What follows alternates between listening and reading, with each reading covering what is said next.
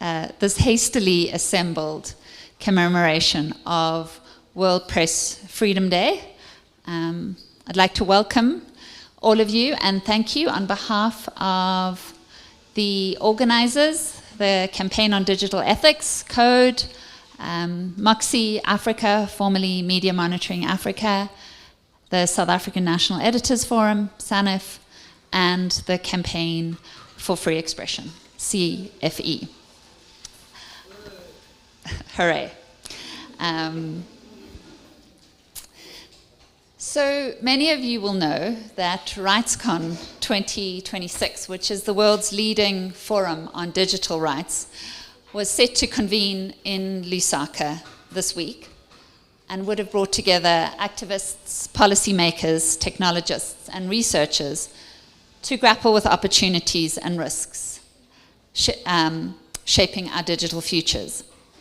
Instead, the cancellation of RightsCon by the Zambian government, which would have represented the first such convening in sub-Saharan Africa, just days before it was due to begin, has exposed an immediate and troubling question for us. Not only whether conditions for open, critical engagement on these issues can be constituted here in sub-Saharan Africa, but whether the digital world's big powers, and there are several of them, will even allow us to have these engagements. According to Access Now, the organization that convenes RightsCon, the Zambian government's cancellation followed direct pressure from the People's Republic of China, objecting to the participation of Taiwanese civil society actors. Their statement of 1st May explained that on April 27th, one day after a government press release endorsed RightsCon, we, Access Now, received a phone call from the Ministry of Technology and Science about an urgent issue and were told that diplomats from the People's Republic of China were putting pressure on the government of Zambia because Taiwanese civil society participants were planning to join us in person. What the government wanted from us in order to lift the postponement was conveyed to us informally from multiple sources. In order for RightsCon to continue, we would have to moderate specific topics and exclude communities at risk, including our Taiwanese participants, from in-person and online participation. Access Now couldn't very well exclude the Taiwanese participants from Lusaka without irreparably capitulating their whole enterprise, the upholding and protection of human rights. Moreover, the exclusion of the Taiwanese participants would have deprived delegates, particularly those from across Africa, for whom the convening was uniquely accessible, of engagement with some of the most instructive contemporary examples of digital innovation in the service of democracy. Taiwan has been at the forefront of developing these innovative approaches for the enhancement of democratic governance, opening up government data, investing in participatory digital platforms, and pioneering rapid, publicly engaging responses to disinformation. Much of the commentary on the cancellation thus far has focused on its irony, that a convening dedicated to aligning the digital sphere with human rights has itself been shut down in a manner that implicates those rights. But the deeper significance of that cancellation is not an irony, but an ominous condition. Access Now, across the continent, engagement with the digital world, its infrastructures, its governance, and even the spaces of debate are shaped by forces beyond the continent. And far from this dynamic being ameliorated, it is only deepening. The Lusaka cancellation starkly underlines this. The Zambian government's statement explaining the cancellation referenced the need for comprehensive disclosure on the part of the organizers to ensure full alignment with Zambia's national values, policy priorities, and broader public considerations. But this appears a face-saving exercise, Zambia seemingly calculating that it was preferable to be seen as an obnoxious, authoritarian regime, but at least one with its sovereignty still intact, rather than concede it had simply capitulated to China. However, Access Now's account, and that of multiple other reputable sources, makes clear that what was determinative was external geopolitical pressure, pressure which apparently dictated not only who could attend, but what could be said. And that should give us real pause. It suggests that even the space to deliberate on the future of digital rights in Africa may be subject to the permission of big powers far from our continent's shores. It is in the face of this that Moxii, Code, SANEF, and CFE have withdrawn their participation from the World Press Freedom Day events slated to have taken place in Lusaka, and have hastily arranged this alternative event. We recognize the freedom that we have to do so here, but this shouldn't fool anyone into believing that there aren't real threats to media freedom and to speech here in South Africa. And as we proceed with today's events, those will be very much evidenced. But I want to thank you all again for coming here, for being with us today at such short notice, and to our partners for their efforts and energies in putting this together so quickly. Without further ado, I'm going to call on Tandy Smith of Moxii Africa to give some welcome remarks. Thank you very much, Nicole, for that welcome and the introduction into what we are going to be looking at today. I think just a few short words from Moxii Africa. Again, thank you for being here today. Thank you for coming together in a time where what is happening, where this is coming on the back of what is happening in Lusaka in Zambia. And for us, it's not just an isolated event, an isolated incident, but it speaks about the broader environment that we are currently operating in. A broader environment that is increasingly hostile, increasingly intolerant, and increasingly polarized. This divide that we are seeing is no longer simply a political one of the far right, of the conservative. Rather, we are facing a world that speaks of billionaires, billionaire power, and authoritarianism. The media have an absolutely critical role to play here. Media, journalists, human rights defenders, and civil society have a critical role to play. And that role is more important than ever before. This role is one that cannot be stifled, that cannot be shut down, and that is why we are here today. At Moxii Africa, our mission is to fight for an open and trusted information ecosystem.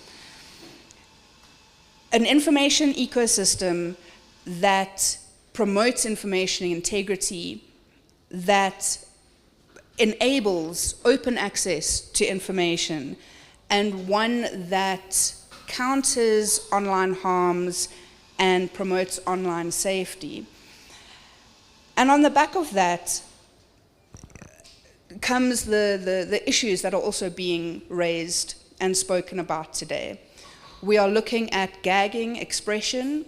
We are looking at a legal perspective of the increasing use of slap suits, the strategic litigation against public participation, and really just what big issues and what key elements we need to be addressing and focusing on in consideration of world press freedom, and one that those conversations should have been happening in Lusaka.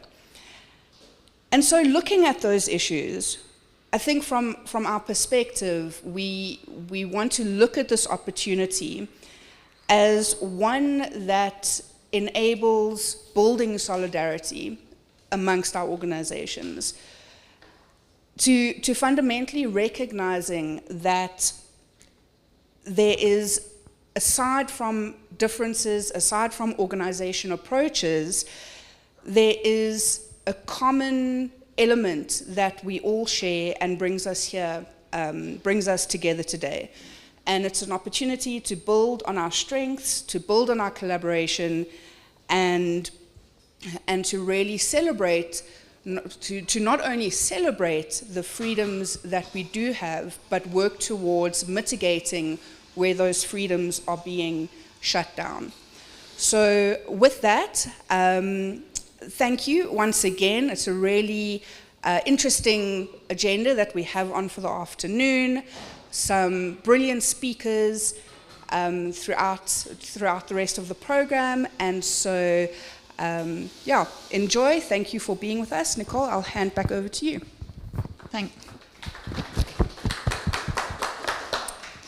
Thanks very much, Thandi. Can I then ask Gillian, Khadija and Kukhle to please come and join me up front so that we can begin our first panel.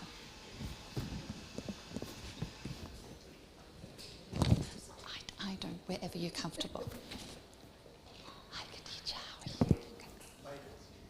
I made it.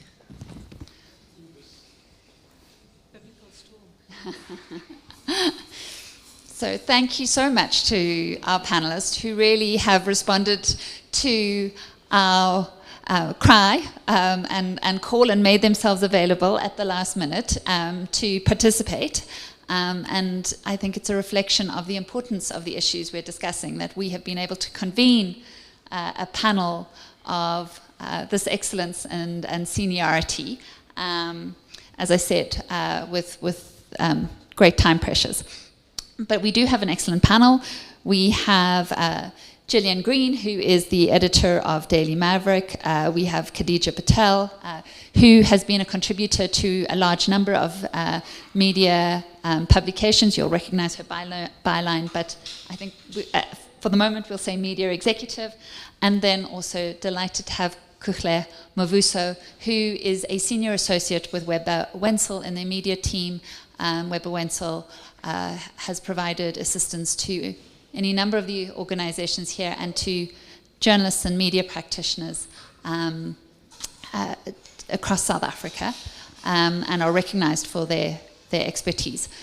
I'm going to ask my panelists, and we're going to keep it really informal, to take 5 minutes or so each and just to reflect personally on what you're seeing from your specific position in terms of trends and developments around gagging orders in South Africa. Are they accelerating? Are they taking different forms? And so without further ado, Khadija, can I ask you if you're comfortable? And I'll have you to. Thanks very much, Nicole, and thank you, William, for holding the program for me. Like some of you here, I was meant to be in Lusaka today, and still quite shocked that I'm not there. And even trying to explain to other people why we're not there, it does feel a little ridiculous. The fact that this happened in the manner that it did on this continent with so little accountability is, I think, quite shocking. Zambia is not far from South Africa. Our economies are deeply connected and in many ways are mutually beneficial.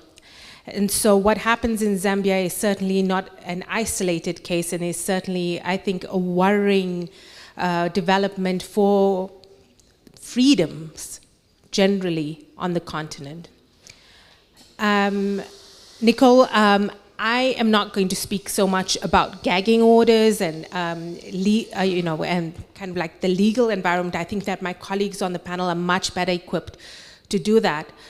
But I do want to take this opportunity to actually ring the siren quite loudly for the deteriorating conditions for press freedom in Africa right now. We are facing multiple complex threats. Perhaps 20 years ago, it was more simple in that we knew it was just bad governments, bad autocrats who had transparent modus operandi, and we knew how those campaigns worked. Now we have a multiplicity of campaigns that are very sophisticated from various different angles, all designed to thwart the ability of people to understand the world that they live in, because that's what press freedom stands for. It's not about me having a job or Gillian being able to publish a newspaper. What this stands for is the ability for people to be able to understand the world they live in and make the decisions about their world appropriately. And their ability to do that is being undermined in many, many ways. We have the old school autocrats that continue to exist and exist, unfortunately, without any accountability. But we also are seeing an emboldening, I think, of big business, of, I would say kind of like, the middle people within corrupt activity who are using things like the courts, but also increasingly violence against journalism. Women journalists, it's been well documented, we've spoken about it so frequently. Women journalists experience a disproportionate amount of online abuse, not just in South Africa, but around the world, shrinking the space for the experience of women journalists to exist ever more. So that violence continues to grow. We also then have the weaponization of big technology like generative AI, and the extent to which generative AI is used to sow disinformation and misinformation campaigns. This is not about the technology, it is about the extent to which the ability of people to know their world is being undermined through these technologies. That is the problem. And then we have journalism on its last legs in many, many places. I think I saw a report yesterday that it said something like in 180 countries, 150 newsrooms in 150 of those countries said that it was impossible actually to make ends meet. So the financing model for journalism, for public interest journalism, for the ability of people to actually receive the information they need and is their human right, does not exist. And so we have this increasingly contracting space for press freedom in South Africa, in Africa, and around the world. And so, I'm sure that my colleagues will talk more about what's happening in the courts and how the legal system is being manipulated. But I think that it's appropriate that we understand that that is just one very sophisticated way in which the ability of people to know their world is being undermined.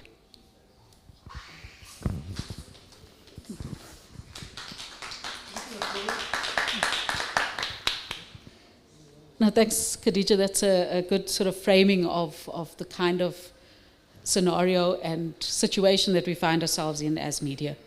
I think from an organization, a publication that is on the coalface, doing the journalism, these things are not theoretical.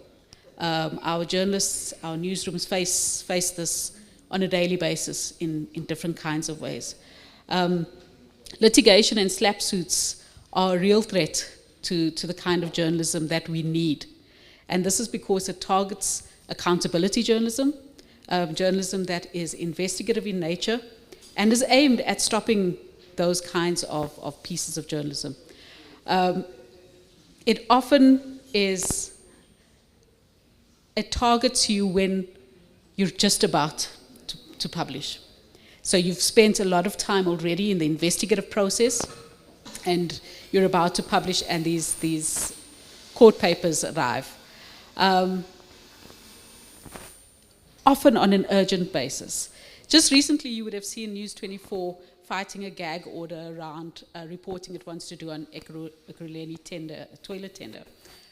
Again, tried to be argued on an urgent basis, puts pressure on the newsroom, who's already, okay, News 24 is a massive publication, but other newsrooms don't have the resources that they can activate so quickly to respond. That case is still ongoing. For the moment, News 24 seems to have ruled in News 24's favor, but it's not over. They haven't yet published the story, and so we'll see more of that. It's not a now issue, you know. If you look back to the Moxii case, where again a secretive application was put in to stop Amabungani from covering issues related to Moxii. It was only after the fact that Amabungani was able to challenge that, and another judge overrules. So these are the kinds of legal battles we're facing as journalists, as newsrooms, without the resources. Commercial pressures form another form of gagging. When you are focusing on the sustainability of your organization, the choices you make in what you cover can also be influenced. It's something that we must acknowledge. There are, be it subscribers, be it members, be it your commercial advertisers who may not agree with what you're publishing, pull their advertising, pull their membership, pull their subscriptions. That's a form of, it chills you. And as media organizers and leaders, we've got to be mindful of that and be able to stand up to it. Other kinds of approaches is targeting individuals. Jacob Zuma targeting Karen Morn, singling her out as a particular case to stop her reporting. If Karen Morn didn't have the resources of News 24 behind her, where do you think that case would have landed? If a journalist doesn't have the ability to fight it, the courts will rule in the other favor. Those are the kinds of sobering things that we have to consider. Khadija, you mentioned the physical threats. Those are real. And particularly targeting young journalists who go out and in the field, whether they are groped in the crowd, whether they are made to feel that their abilities are under question all the time. These are things that as newsroom leaders, as people in the industry, we've got to start talking about and addressing. The internet and social media, a wonderful tool to be able to distribute information, but it's also nasty. The number of journalists that are targeted for what they write, that are threatened with rape, threatened with murder, simply because they're reporting the truth. And it's that truth that Khadija speaks to about giving readers and our audiences the information that they need to navigate their lives, to make informed decisions, that has been threatened. And I think there's a lot of work that we have to do. When a conference like the RightsCon is shut down and we don't see an outcry, that's telling us a hell of a lot. You know, an outcry from civil society organizations, from media organizations, and the like. Because when we allow this kind of thing to happen without challenge, without question, we're basically the frog in the pot that's boiling. And we haven't realized that actually we're about to burn. Thanks very much, Gillian. Thanks, Gillian. There has been definitely a rise of gag orders against journalists or media houses. And from a legal perspective, we have noticed it in the sense of, it's usually in the form of trying to, a prior restraint or pre-publication ban, as some of you know. And so it's usually before a journalist or a media house can publish anything, you get that urgent application, which now delays everything. And I think in the last 18 months or so, we've witnessed that rise in the form of these gag orders. And I think what's worrying is there seems to be now different ways in which these gag orders are sought.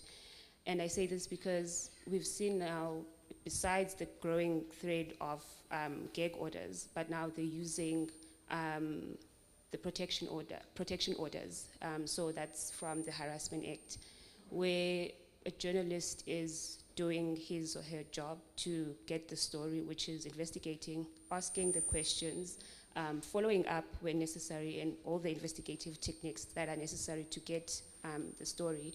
But the person who doesn't want the story to be published will use the protection order to try and stop the publication. And it's usually in the form of an application to the magistrate courts, essentially just saying that I'm being harassed by this journalist and seeking to interdict the journalist from continuing with the story. And I think that is worrying in the sense that the Harassment Act is there for a reason, and it's there for victims of harassment. Now, if anyone who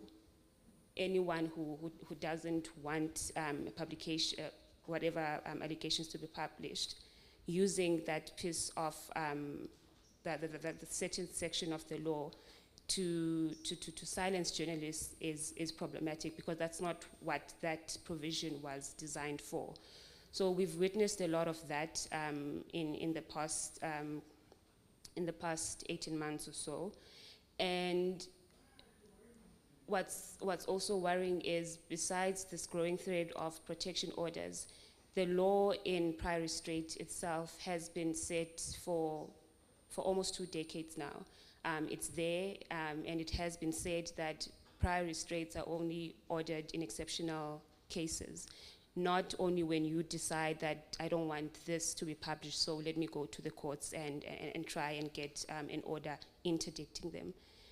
And now, what the question is, what can be done? Because we have this law in the form of case law, speaking against prior restraints, but despite it being available, we still see a growing thread of these applications. Luckily, the media has been successful in defending these applications, but it still doesn't stop the people from approaching the courts with such claims.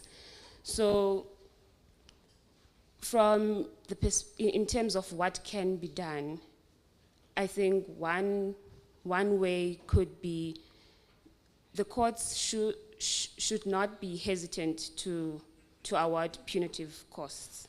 For instance, in this News 24 judgment that was delivered, I think it was yesterday, the respondents, which is News 24, they did ask for punitive costs, but they were not awarded punitive costs. And the reason why they asked for punitive costs was that the journalists, as Gillian, you mentioned, they were cited in their personal capacity. But again, because they are part of a bigger media house, they were able to fight the battle. But now, what about the journalists who are not able, who don't have that support to fight these cases? So that would be number one. And possibly the second action that might also aid in trying to limit this growing thread would be judicial training, educating the judges of what this means for the media specifically. And I say this because in one of the cases that we had, it was also an urgent application. They always brought in on an urgent basis. It was in Pietermaritzburg against a doctor, a surgeon, where, of course, the doctor brought the application against carte blanche. And we answered the papers. I think it was in a day. The timelines were very limited. We answered the papers, and I think on a Friday we were in urgent court. And one of the arguments raised by the applicant's attorneys was that they asked for a postponement, stating that they were not able to file a replying affidavit to our answering affidavit. So they asked that the matter be postponed so that they can be awarded some time to reply. That was problematic, of course, because number one, Carte Blanche wanted to publish the story that week, same weekend. But two, the applicant brought Carte Blanche to court, so they could have factored their response to our answering affidavit before even dragging Carte Blanche to court. But I think what was very shocking in that case specifically was the judge allowing them to file their replying affidavit. So as much as the judge didn't necessarily award them what they were looking for, which was to restrain Carte Blanche from publishing, but essentially that was the outcome, because Carte Blanche was not able to broadcast that Sunday because of the order that day. As much as it was not a permanent order, it was temporal to allow them to file a replying affidavit, but the effect is that Carte Blanche was restrained from publishing that weekend. But eventually, if it wasn't for the Deputy Chief Justice allocating us to another judge on a different week, where we were heard and a judgment was awarded in Carte Blanche's favor, I'm not sure what the outcome would have been if we were still in the same court under the same judge, because that was also one of the clear indications that probably even the court, the judiciary system itself, is not so clear in terms of prior restraints. So that was number two, I guess. It's to train the judges when it comes to this area of the law, because especially now that we see this growing thread of gag orders.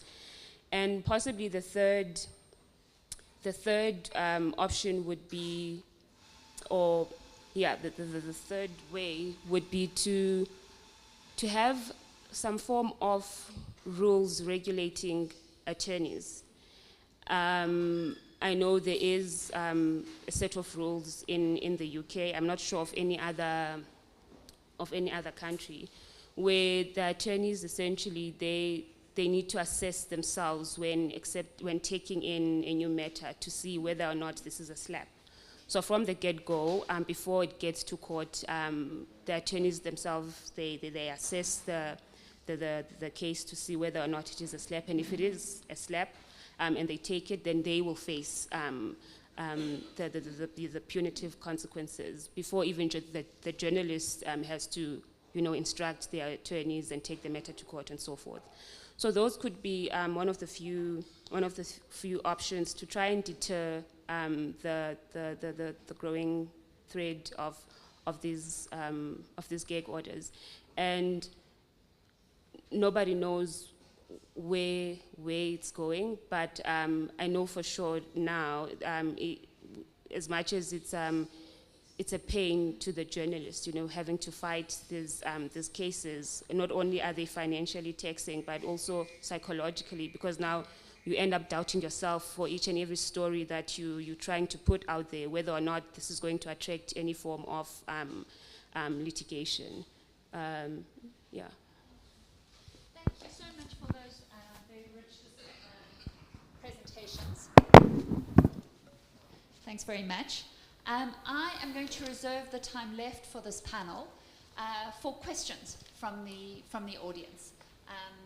So Ezekiel, can I ask that you just take the microphone around?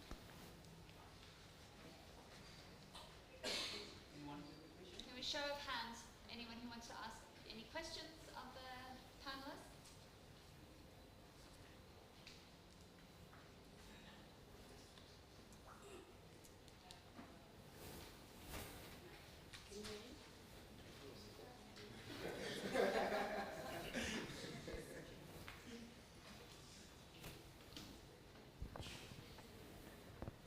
All right, thank you. For a moment, I thought I was being silenced.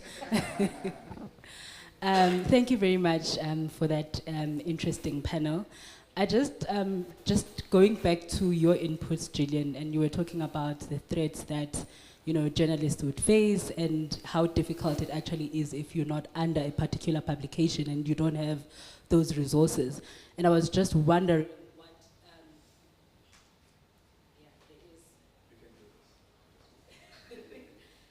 so I was wondering what,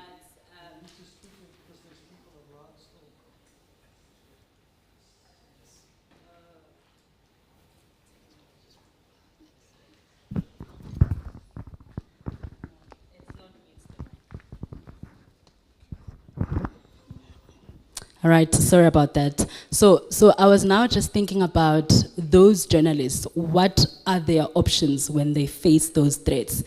You know, I understand the slap itself, you know, because then there's a whole court process. But what about the individual threats to their lives?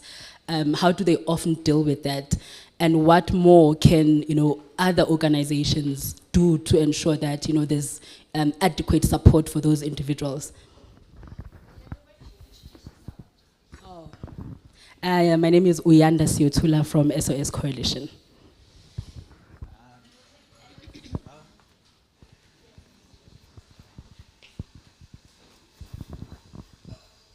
My question is for Kuhle about the LPC and the recent development in the UK that places punitive costs on solicitors, sometimes barristers, who take slaps, strategic litigation against public participation. Of course, we don't have that kind of framework here, but there is a high prevalence of attorneys briefing advocates for cases with absolutely no legal merit, which is outside of the mandated practice of both advocates and attorneys.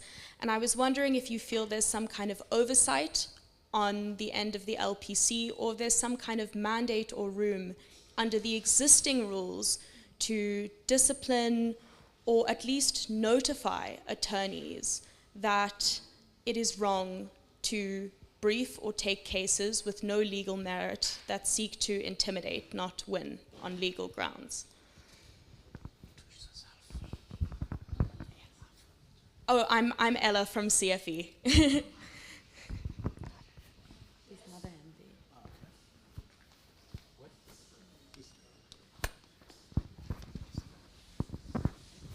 Thank you. It's more of a comment than a question. It's Piers Pigu from Intel Watch.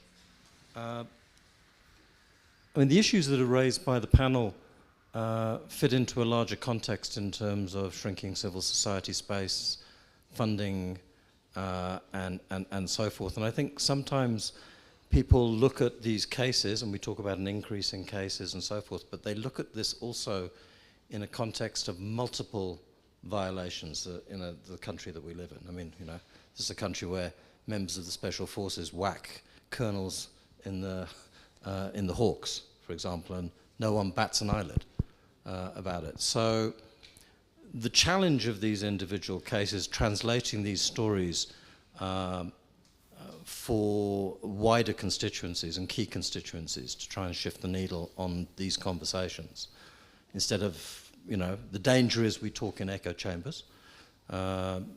So I guess the question might be, I mean, and it's unfair to the panel, but, you know, what kind of strategy do we need to develop here between civil society organizations, but professional associations and so forth, to reach into other constituencies to show and to demonstrate the real dangers that are at play here? Because it doesn't look very dangerous when it's 2 or 3 cases in a, you know, in a sea of news. People say that we're exaggerating, you know, we're taking it out of context and so forth. So for me, it's how does this translate into the messaging, which is a huge challenge for us. Thank you.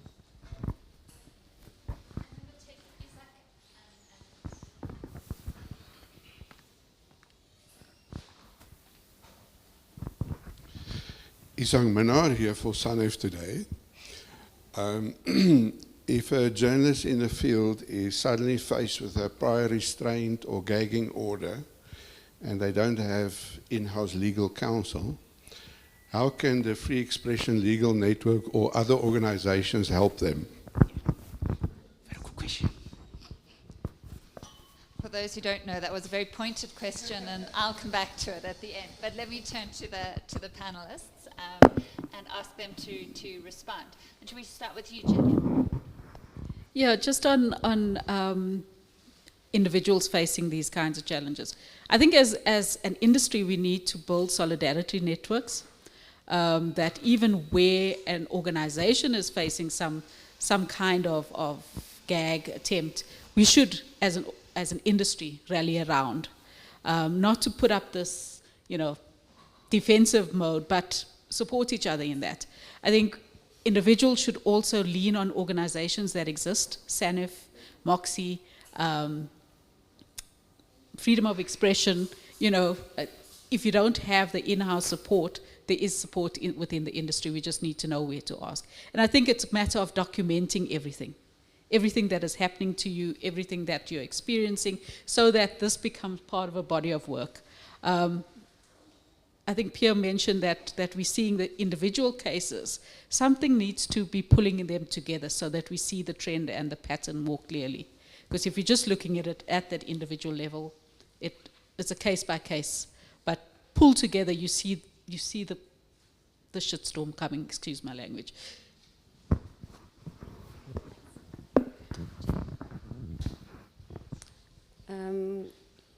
So on the question on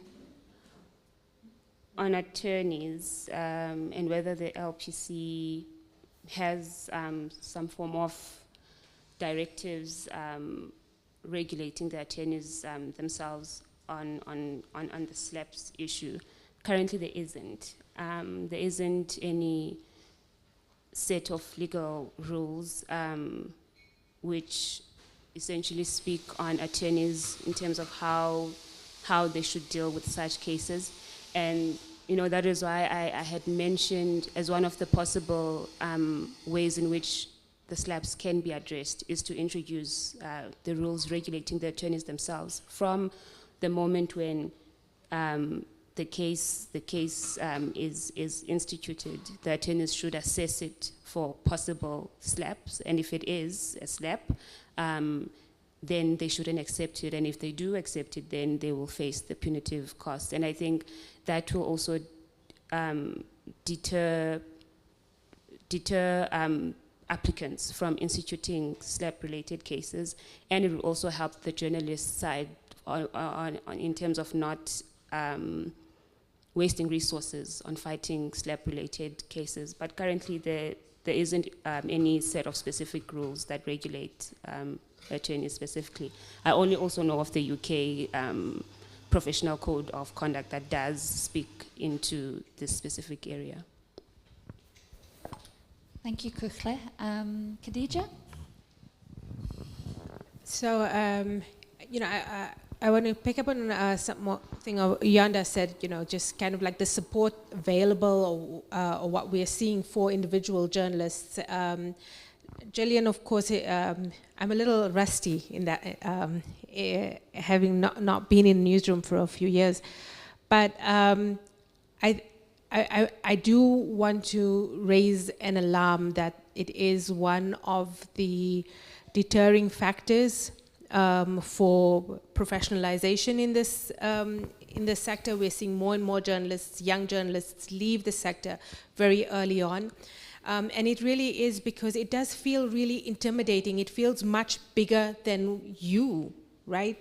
Whether it's going to a protest and being groped, which is actually a frequent occurrence, or or being threatened online, or indeed then doing this great work, finding out about, doing all of your work ethically, producing a piece of work, and then at the last minute, being in court and then not having the resources to actually fight that. It is soul crushing, to be honest. And I think that this is why we have to indeed broaden our, the limits of our solidarity. This is not a journalist's problem. It is not a lawyer's problem. It is a social problem. And I think that we have to be able to speak beyond our little clubs and be able to find the language that demonstrates why this is a social problem, a public problem. The fact that one journalist's ability to tell the story actually has an implication on whether our economy grows at the end of the day, because there's direct correlations between how well press freedom scores do and how well economies do. It is in our public interest to ensure that we have a thriving media environment. And we need to find the language and the people who are able to communicate that. Because I think that for us to be able to say, we're in trouble, wringing our hands, we're not getting far. I think that we've been talking about SLAPs for the last 10 years now. It's only getting worse with no accountability. And it's not seen really as a public problem. It's seen as very much a media problem. When actually the media exists only at the behest of the public. And so we need to get better, I think, in making those connections and being able to tell these stories that reach into the homes of normal South Africans just trying to fill their petrol tonight. Thank you. Thanks very Khadija. much. So reminding myself. Just to say, so I said I would come back to the pointed question. Some of you will know this, some of you may not know. There is an organization, it's a collaborative undertaking called the Free Expression Legal Network. It consists of many members of organizations represented here.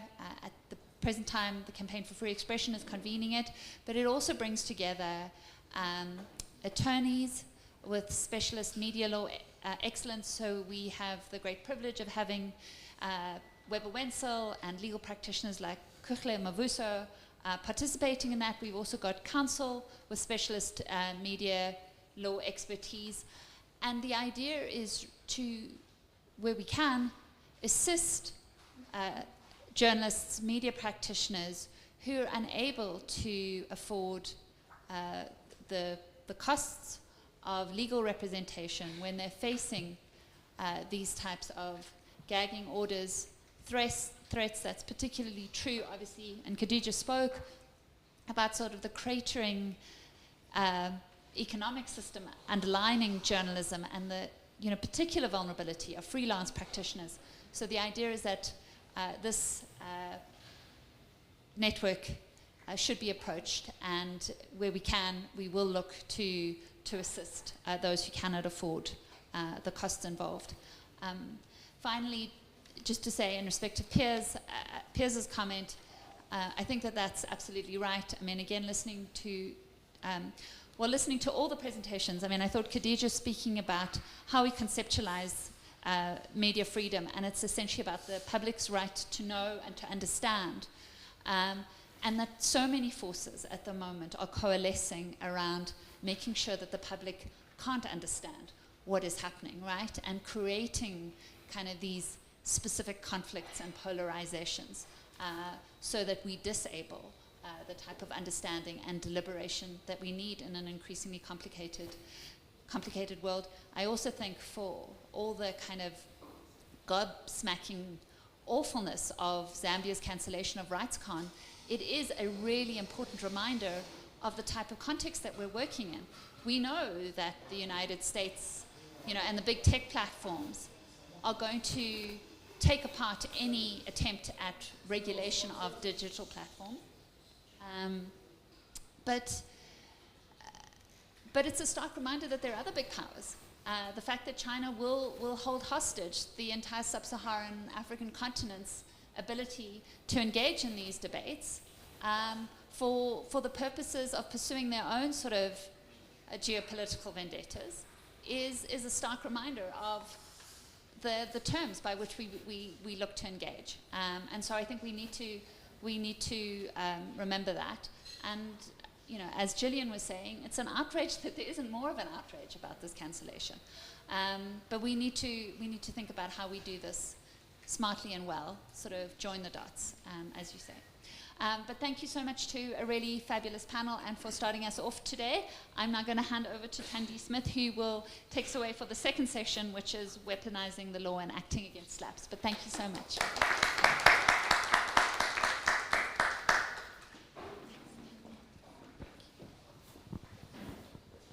Right. Thank you very much.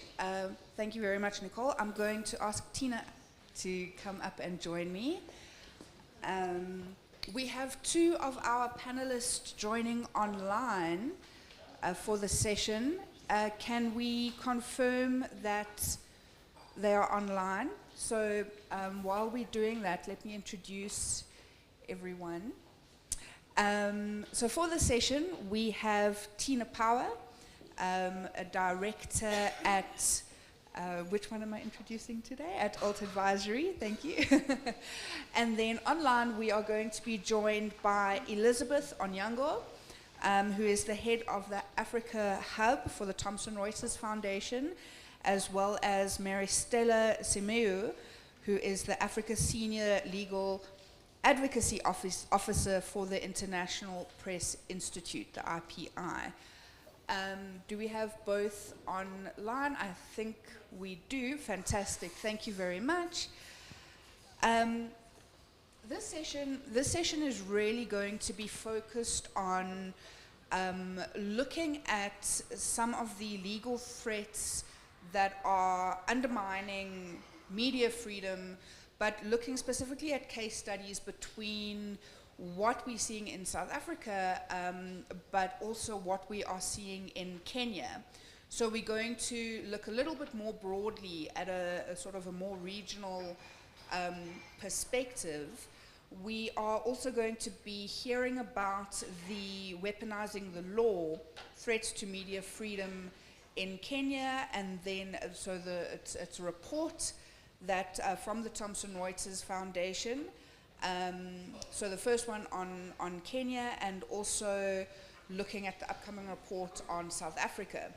And so it's really going to be a deep dive in some of the more legal areas around this. We're also going to be bringing up at after our panelists have spoken, we're going to be just having a quick look at a website, a tool that is available to the public that gives you insight and information about what to do if you are facing a slap suit, and information around that. So that is slapback.org.za. So we'll have a look at that. But without taking any further time, I'm looking at you because you're the only panelist in here. We will first be hearing from Elizabeth. There we go, Elizabeth. Fantastic to see you. I know I'm looking at the screen, but I think the camera's on my back now. But fantastic to have you join us online. Thank you so much for making the time. Is the room audio audible to you? Can you see and hear us? Okay, this is what I was tasting. We are just busy sorting out audio from our side to hear you.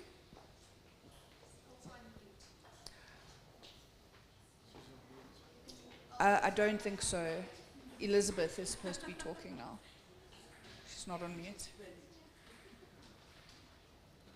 Can we check? There we go. There we go. We've got you. All right, fantastic. Great. I think over to you. Thank you.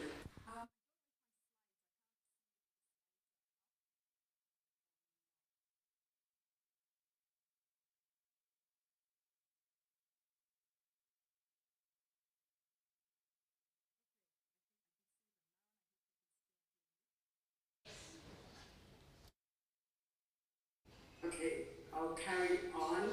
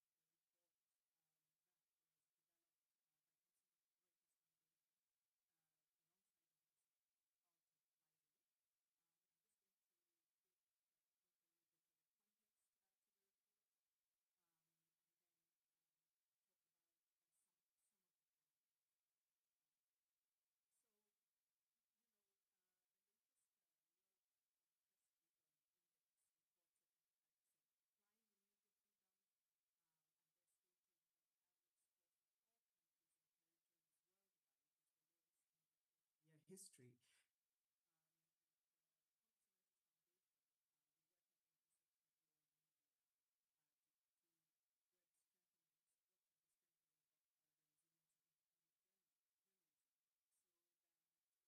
Continue the important work of informing the public, holding power to account, which is essential for societies to be able to function freely and fairly.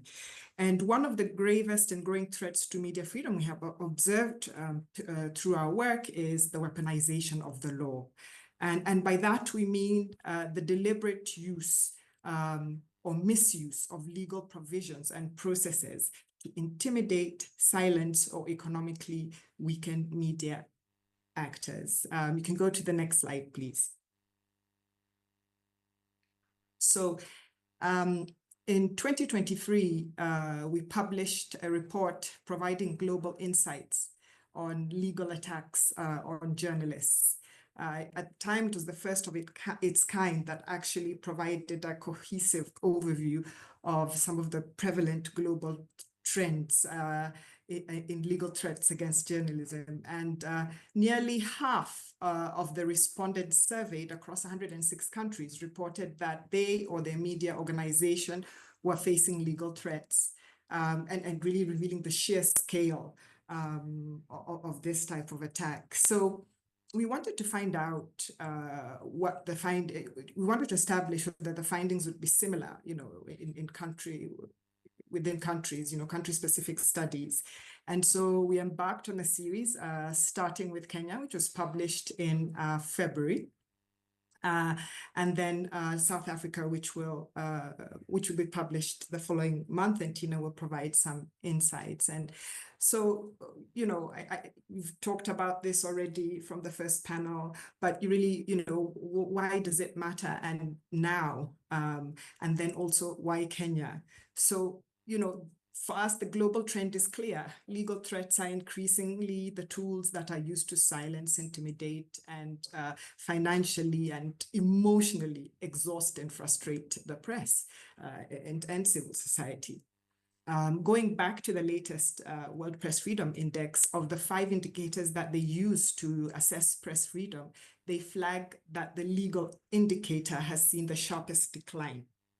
And this decline is attributed to the rise in slaps that are used against journalists. And we looked at Kenya for various reasons, and probably similar to some of the reasons we looked at South Africa. Some of them, it's strategically positioned, often perceived to be representative of democratic progress within Africa, strong constitutional protections, a vibrant media and civil society. But yet, research reveals deteriorating space for media freedom and the persistent use and abuse of the law to stifle press freedom and control the flow of information.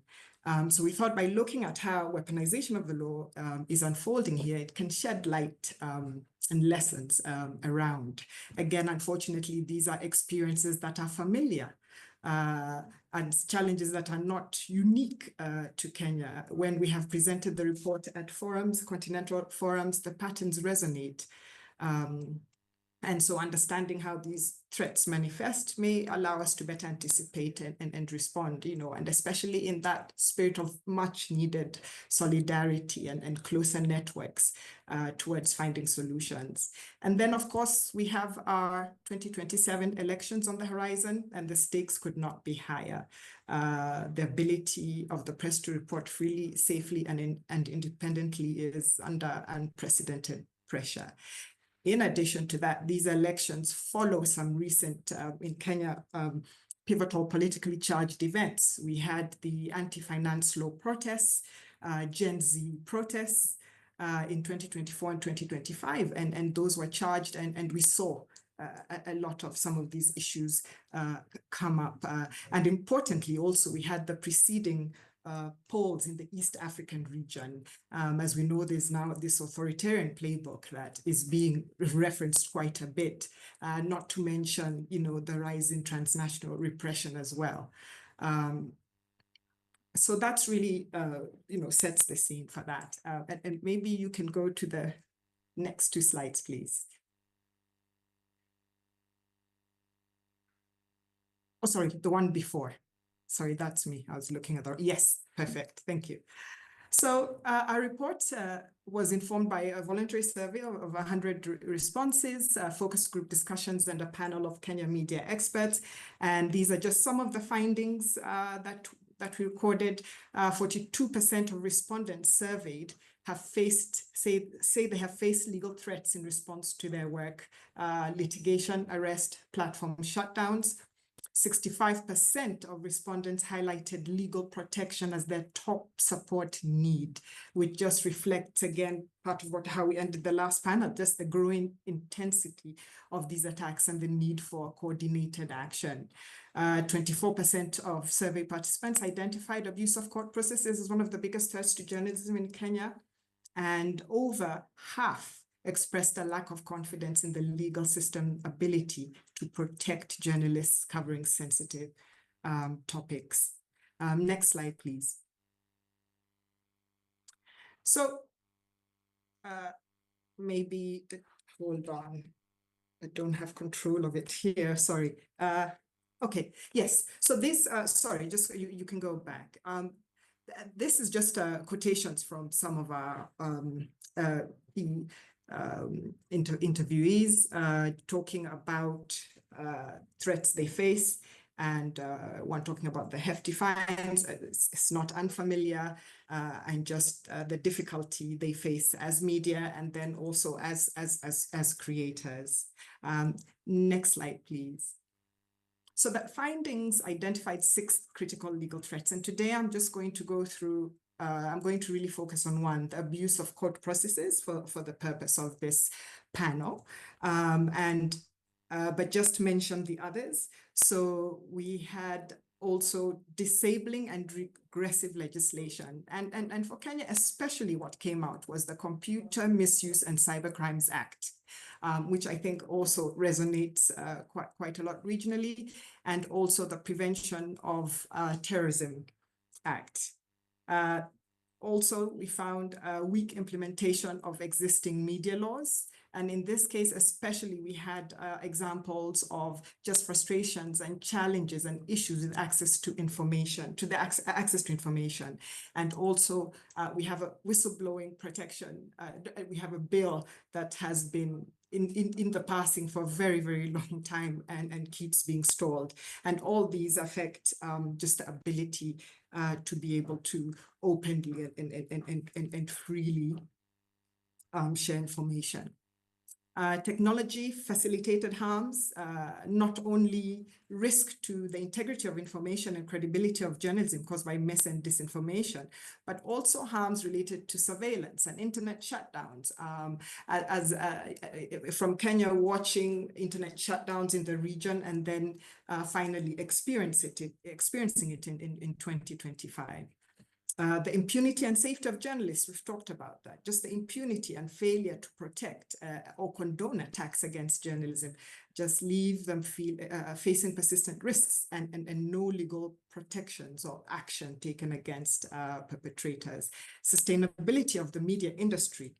Again, you know, the law has just not kept pace with the economic and financial pressures facing the media sector, whether it's against the financial tactics that have been used in a retaliatory fashion to punish media houses. You know, for example, the withdrawing of advertising has been used quite a lot here. Then also the rapid rise of AI has introduced more commercial challenges, whether it's unfair competition, IP concerns, and the law is not keeping up at the pace it should be. So altogether, all these 6 specific areas that we found, but you know, all together they really weaken and undermine the long-term sustainability of the media sector, and in many ways they're also interrelated, and you'll see as I'm talking about some of the cases that we have. Next slide, please. So we've got 3 types of 3 key abuses that emerged in this study. One, slap suits. Of course, these are we've talked about them, and really all SLAPP suits, prior restraints, gag orders, and then also punitive defamation claims. We've got criminal proceedings there too, and that's largely related to the fact that some of the, as much as defamation is no longer criminalized in Kenya, it still appears in certain aspects of the penal code.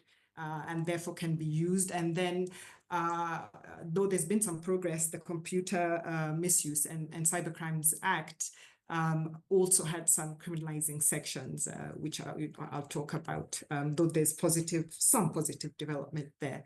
So I'm going to talk about one example, starting with the SLAPP suits, in terms of sharing some case studies, is our largest telecom company, Safaricom.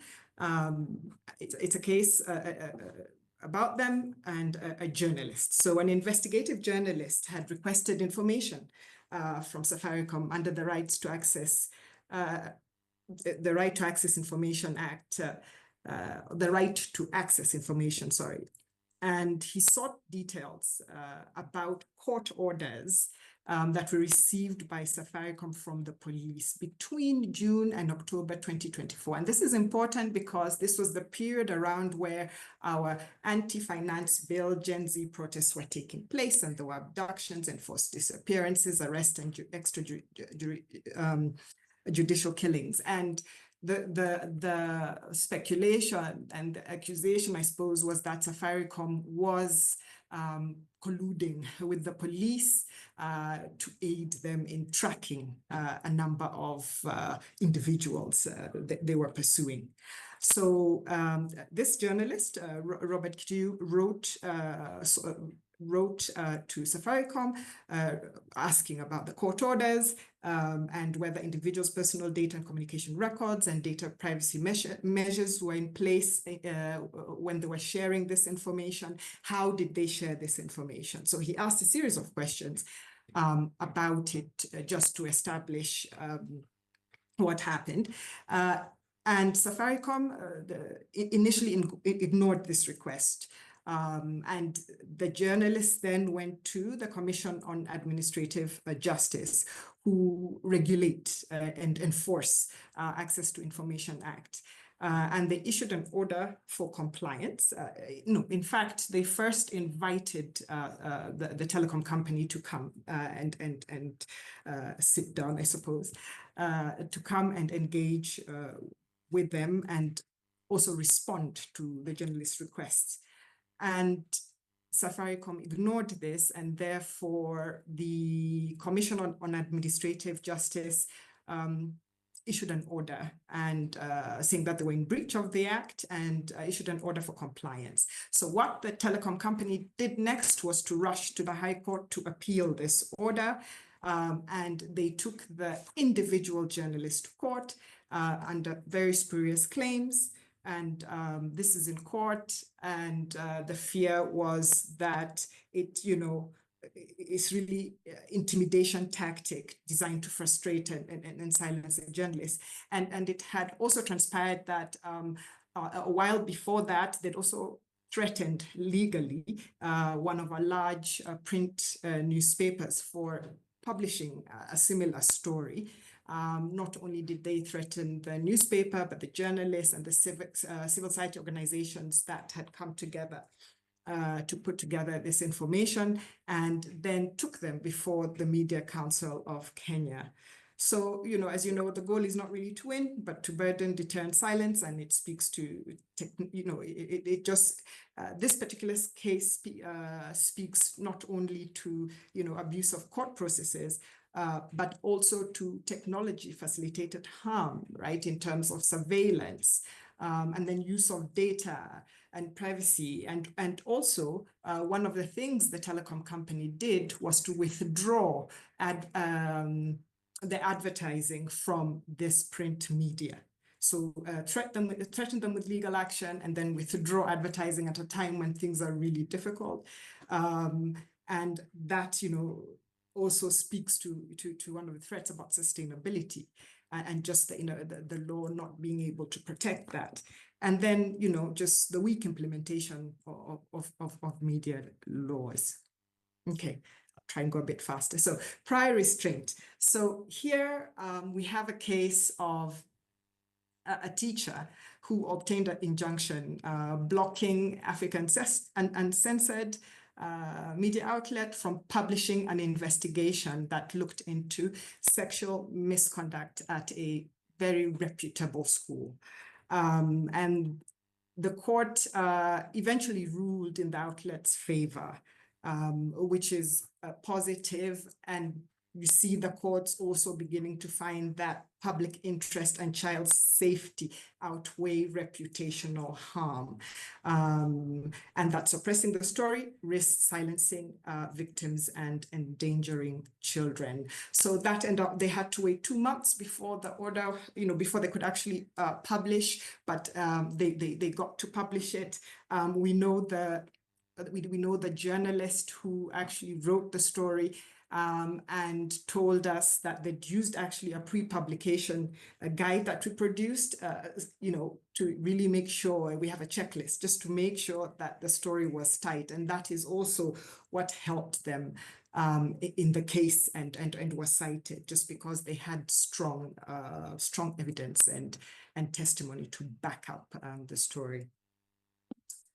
On criminal proceedings, this is a blogger who was arrested and also under dubious circumstances after a senior police official filed a criminal defamation complaint over posts alleging corruption. So this policeman had an investigation on corruption, but they did arrest the blogger who died in custody. So these officers have since been charged, but really it's just being able to arrest over false accusation has been one of the challenges we have faced. Since then, in March this year, the cybercrime law at the Court of Appeal, they repealed Section 22 and 23 of that law, which criminalized false accusation or fake news, as we call it. So there is improvement there. We still have issues related to cyber harassment, which really, is still overly broad and overreaching. But that is also positive in terms of the court beginning to see that some of this legislation, when drafted in such wide and broad terms, can actually end up doing a lot of harm. Okay. So I'll just talk about some of the positive developments which I have been, some of the courts have been sort of providing some measures of relief. What I didn't talk about when it came to defamation also, when you talk civil defamation, the claims are hefty, they're high, they're very punitive, and we've got examples in the report about some of them, especially awarded to people of interest and importance, etc. But in relation to SLAPs, prior restraints and defamation lawsuits, there is establishing jurisprudence that requires parties to bear their own costs. Once it's established that a case concerns is a matter of public interest. So there's a slow, sort of growing movement there. And also they have demonstrated that they would lift orders that seek to stop the publication of public interest stories. And we have a few cases that have done so, including one against the telecom company as well, against a lawyer. So I think in terms of recommendations, I go with the, we talked about in the first panel, training for judges and magistrates is essential to recognize these suits and also support, with media actors through peer learning on litigation surgeries to deter SLAPs. Also in terms of taking some collaborative approaches, including what you're going to hear from on this panel as well at the regional level. I think that's important. And for defamation, really ensuring to remove criminal defamation and insult offenses from the law, and guidelines to prevent these excessive civil damages that are really hurtful to the profession. and then creating a legal aid to support journalists challenge punitive defamation awards. For criminal defamations, hold law enforcement officers accountable through disciplinary, civil, or criminal action where they misuse some of these laws that are broad to arrest, intimidate journalists. I think that would go some ways to rectifying the situation, and just reforming prosecutorial policy to reduce frivolous or meritless prosecutions. Thank you.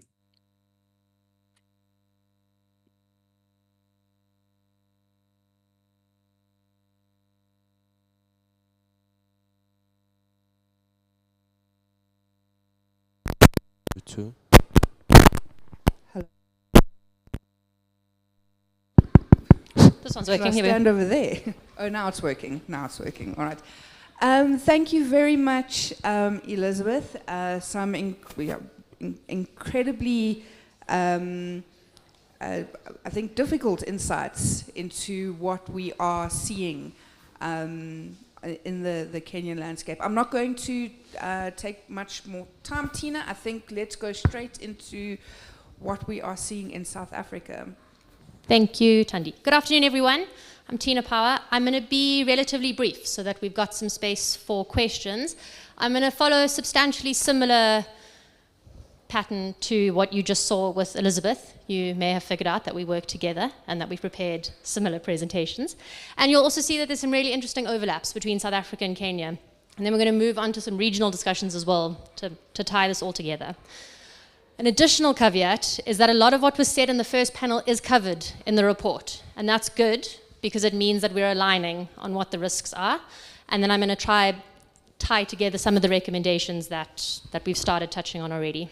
So, in short, we found there are 4 prevailing threats, but then within those threats to the media sector in South Africa, there are 14. That's a bit much for today, so I'm just going to focus on the first 3, prior restraints, slaps, and protection orders, which we've already started speaking about quite a bit. Similarly to Kenya, we found that there were there were some shifts in the stats.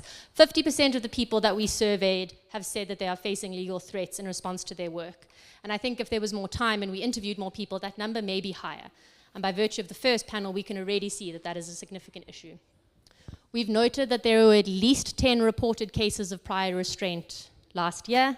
We've also seen that increasingly people are requiring legal support in what they are facing on a daily basis, and increasingly participants are seeing that court processes are being abused in order to silence and stop them. So in terms of some case studies, the first one is one we haven't spoken about today, so I'll spend a little bit of time on this. This happened late last year. It was South Africa's first super injunction, and this is a problem for several reasons. So ultimately, a high court dismissed an urgent interdict. That's the right outcome. But what is of concern is what happened before the interdict was granted. Here, Open Secrets, a non-profit organization, was publishing an investigative report on the armored company called Integrated Convoy Protection, ICP. And ICP sought to restrain them, to get the court to agree that the investigative report should not be published. What the acting judge went on to do was to grant the interdict and to interdict Open Secrets from being able to talk about the case at all, which meant that they were gagged twice. The friends of the court, the amici curiae, many of whom are here today who also intervened, were then bound by very strict confidentiality regimes as well, simply in order to participate as friends of the court. Why that was a problem should hopefully be clear to all those in the room. But it is concerning because this marks the first time South Africa has seen a super injunction. Thankfully, it was overturned, but it does mean that our courts are capable of making orders like this, and that is something we need to be very, very aware of. The second is the Morn case, and we've touched on this already, so I won't go into it, save to say that, again, powerful actors who are trying to get journalists to not say things that they don't like are being targeted through an array of prosecutions. The first one was an interdict. This was a private prosecution. And the last example that we've also touched on is the abuse of protection orders. And here I've highlighted the example of journalist Tomo Nkadima, who was arrested for allegedly breaching a protection order. It was found that there was no such thing, and ultimately it ended up okay, but the damage was already done. A journalist was arrested. Powerful people, again, are threatening to use protection orders in order to silence people. And as was spoken about earlier, protection orders are really important. They protect people. They serve an invaluable role in our society, and if they are being misused to silence, we need to stamp that out incredibly quickly as well. These are just 3 examples of abuse of court processes, and there are many more. The lawyers in the room, who there are quite a few of thankfully today, know of the trials and tribulations that it takes to manage these cases. We've spoken about the cost of litigation, the time, the stress involved. Being an individual litigant against powerful actors like the Moxii Group is incredibly scary as well. So the mental toll and the psychosocial toll that this takes as well, in addition to the legal toll, is really, really worrying. So while South Africa, by and large, has a stable and functional democracy, and while, by and large, our judiciary is holding, if we are going to leave these threats unchallenged or unaddressed, we are on a very slippery slope. And that's why it's important to have convenings like this and to respond to the deeply regrettable events of the last few days in the context of Zambia. But we, in South Africa in particular, need to start acting, and acting quite quickly. So I'm going to spend the next few minutes on how we can do that. Fortunately, there are a lot of really quick wins right now. Some of them setting up new laws, we know that takes time. But there are some things that we can do today to make the system better and to safeguard our courts and safeguard our media ecosystem more broadly. So the first relates to institutional and judicial reform. And some of these have been touched on by earlier speakers, but there's a few easy things we can do. For the lawyers in the room, we all know the joys or the less joys, and I see some of my colleagues here smiling, of our court online and case lines system. This enables lawyers primarily to file things online. It's meant to be super cool. Sometimes it's a bit of a disaster. But what it can do, and what we could recommend and could push for, is to have a flag. As soon as something is filed that you think is a slap suit or an abusive process or a prior restraint, that gets flagged immediately on this online system and alerts the judge who's appointed, so that that part of it can get managed in a far swifter and far quicker way. The LPC is another example. Ella raised that, and I think it's a really important thing for us to consider. Some of our lawyers are potentially acting not in the best interest of their clients, nor are they holding their duties to the courts in very high esteem. So the LPC should most certainly be playing a role in this regard. Establishing a database, this was also raised by Gillian, 100%. We need to know what is going on at a bigger level rather than the cases that just a few of us in this room have been involved on, and we'll touch on that when we get to slapback. Judicial training, 100%. Like, there's very sound reason to do so. We've also proposed in the TRF report to encourage the judge president to issue practice directives. For lawyers in the room, I know we don't always love the practice directives, but what practice directives are for the non-lawyers in the room are the ways in which lawyers must conduct themselves. So again, it's similar to the case online and court online management system to say, when these issues happen, this is how you need to react. So it just gives us a quicker route.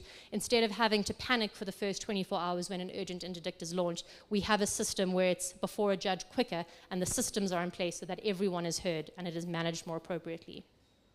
On the legislative reform perspective, there are 3 approaches that need to be considered. One is the introduction of an anti-slap law, which I know many people in this room have been working on, and we'll be touching on the model law shortly. The second, and maybe a quicker approach while we are embarking on a law reform process, is to approach the rules board. In South Africa, the rules board governs the legal profession and how we conduct ourselves and the rules we are bound by. And again here, similar to sort of linking all of these situations together, we can amend the rules to say, if there is a slap suit, if there is a prior restraint, if there is a super injunction, this is how you deal with it, and these are the rules, and it immediately gets flagged. The question of costs comes into play, and before we even go to hearing, we determine whether or not this case in and of itself is a problem that we need to address. Then we've also proposed reviewing the Protection from Harassment Act, not to change it because it is bad, but to assess it and confirm whether or not the loopholes that may be created by people misusing it to silence journalists can be properly dealt with, and if an amendment is necessary, to then lobby Parliament to do so. In terms of the media industry, these are all relatively self-explanatory. Policies on legal defense for journalists. This seems to be a hot topic for today, how media is handling it themselves. Continuing to tell the story. And here, I'm not a journalist. I don't know how difficult it must be to be faced with significant court processes that are scary and really, really real. But what other journalists can then do is tell the story. So when one journalist is interdicted and one journalist is facing something horrific, other journalists can rally around and be allies in this context, because we need to know that this is happening. If journalists are silenced and then they then self-silence, we will never know. So other journalists need to step up and continue to tell the story. And then we need to work with bodies like the Press Council to make sure that the correct stories are being told if anything is going wrong, or if there are roles that regulatory bodies can play to safeguard and support our journalists more. And then lastly, as always, civil society has a role to play. Many of the civil society organizations in this room have been part and parcel of the cases that we've spoken about and the ones that are still ongoing. And so pursuing strategic and test case litigation, setting good precedent, making sure that our judges are eventually making the right call is really important. Advocacy is equally important. I see no reason why colleagues in the room should not, later today or first thing tomorrow, approach the rules board and just get it done. There's nothing holding you back. I appreciate that. May require lawyers, and lawyers sometimes take time, but issuing the instruction can happen quite quickly. The next is Slapback, and this is a website that was created by Moxii, and it's a fantastic website. It does need a little bit of an update given the last 2 slap cases that were handed down since the website was launched, but it's a really useful mapping, and shout out to Penyo Sakati who created the website. You can raise your hand so everyone can see. There we go, Penyo Sakati. It provides guidance on what the present cases are in South Africa that have dealt with slap litigation, and it helps you navigate whether or not you've been slapped, which is quite helpful, because it can be that you've just been served with normal court proceedings that because you've done something wrong, or it helps you navigate, is this actually really excessive? Is this an abusive process? What do I do if this happens? So it's meant to be a very practical, easy to use tool for people to navigate if they have been harmed. And then the Freedom of Expression Legal Network, which has already been very eloquently addressed by Nicole, is 100% on the agenda, and civil society could continue to work with that. So pretty much, as always, we all need to pull up our socks. We all need to work together. There is not one silver bullet that is going to stop the weaponization of our courts and the abusive process, but there's a lot we can do to further protect our judiciary and to protect our journalists. And we just pretty much need to get going. It's that simple. It's a little bit more complicated, but it is quite simple. And with that said, I hand back to Tandy, and I hope that was quick enough.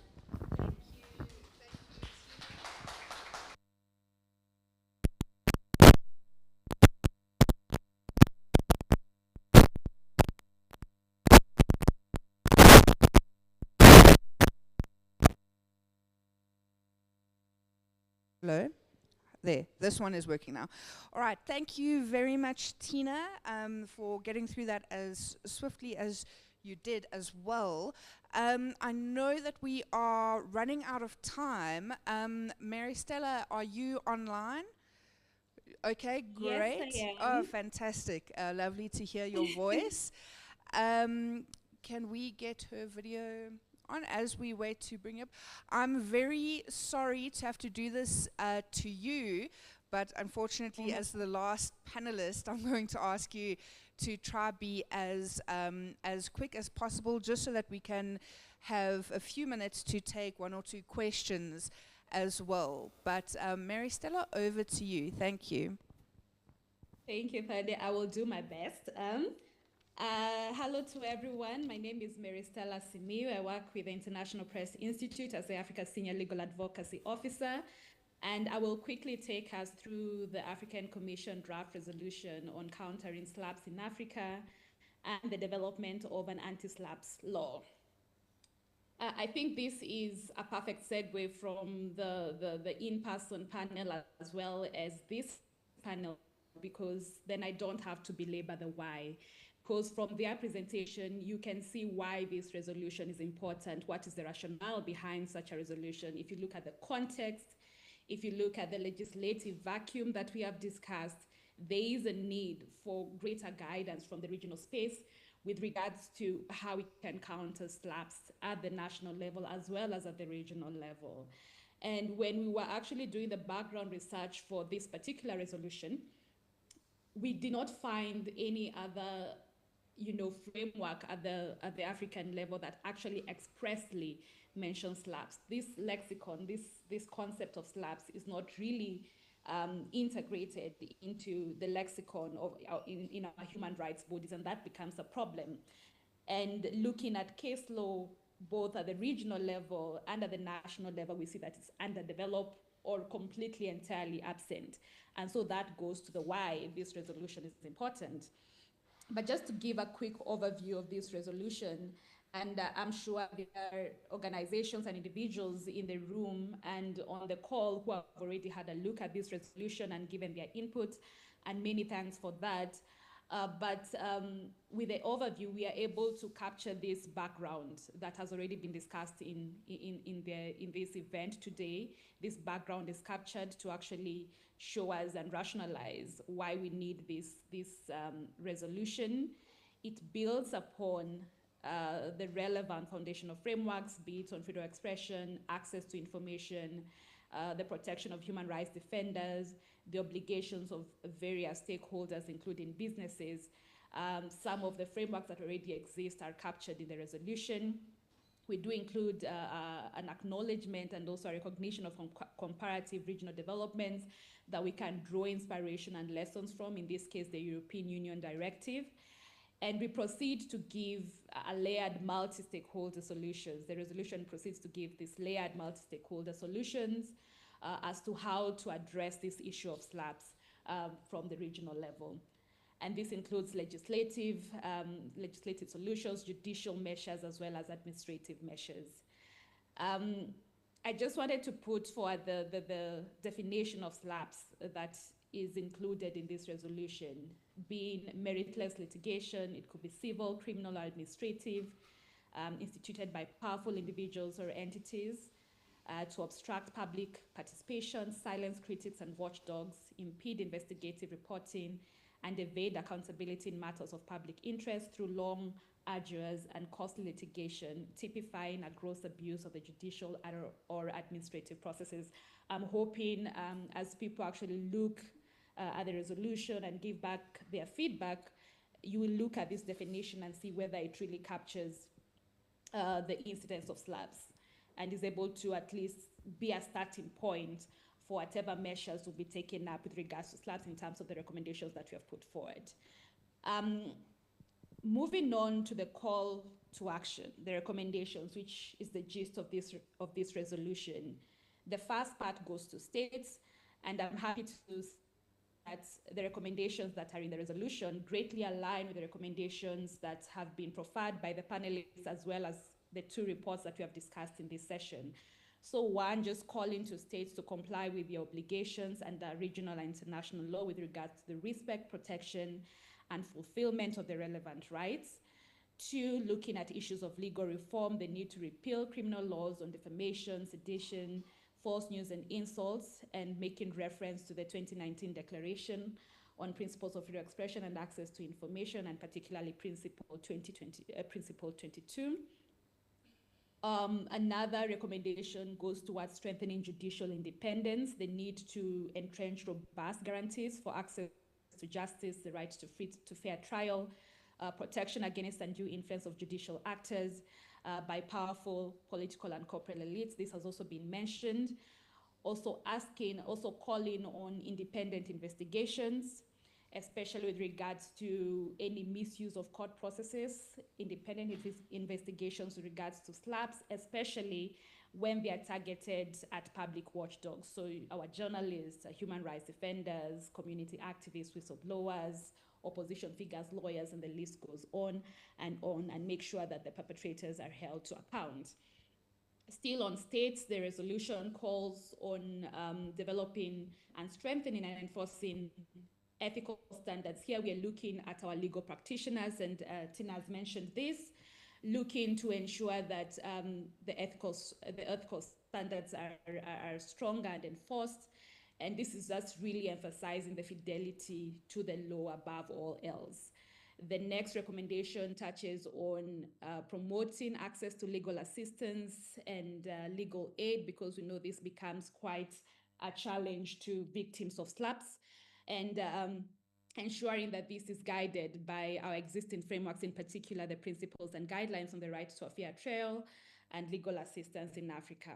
We also have in the resolution recommendations to other stakeholders, and in particular we want to build upon this resolution. It's not just an end, but to ensure that we are actually strengthening these frameworks and providing greater guidance, especially at the national level, on how states need to address slaps and what measures they need to undertake.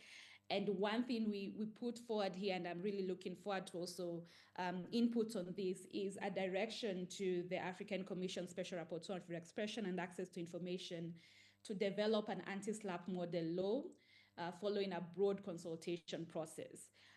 It will be great to hear back from you whether the model law is actually the way to go, or another mechanism, or we need to think about another framework, be it guidelines, be it a declaration. So that would be great to hear in terms of feedback.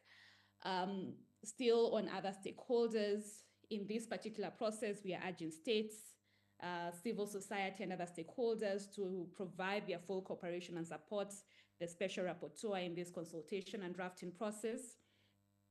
In the resolution, there's also a request to the Special Rapporteur to ensure that they do provide a progress report within 1 year on the drafting of this particular model law.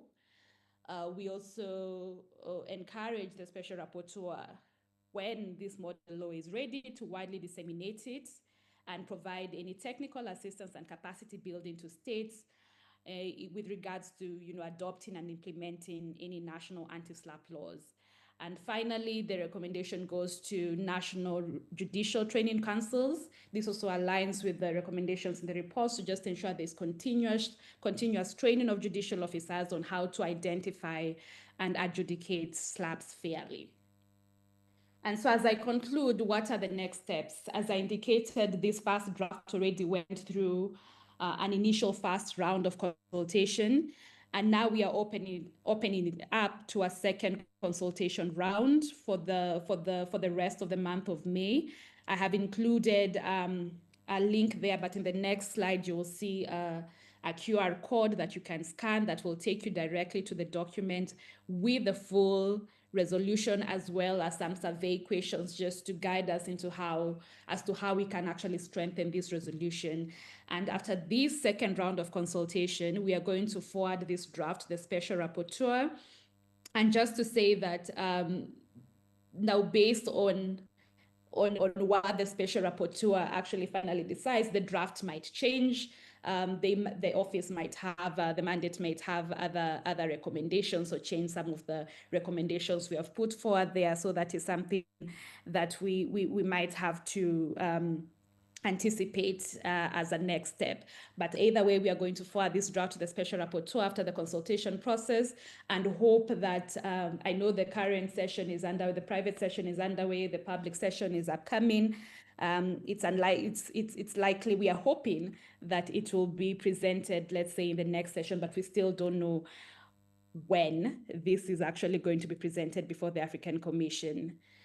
But that is it from our side. That is the resolution. This is the QR code you have on your screen that will take you to the resolution. Please provide your feedback in this month of May. I will be sending reminders to participants to actually give back their feedback, so that we ensure at least we have a foundational document that can help build and strengthen frameworks on slaps in the African continent, and have that triple effect to our national frameworks.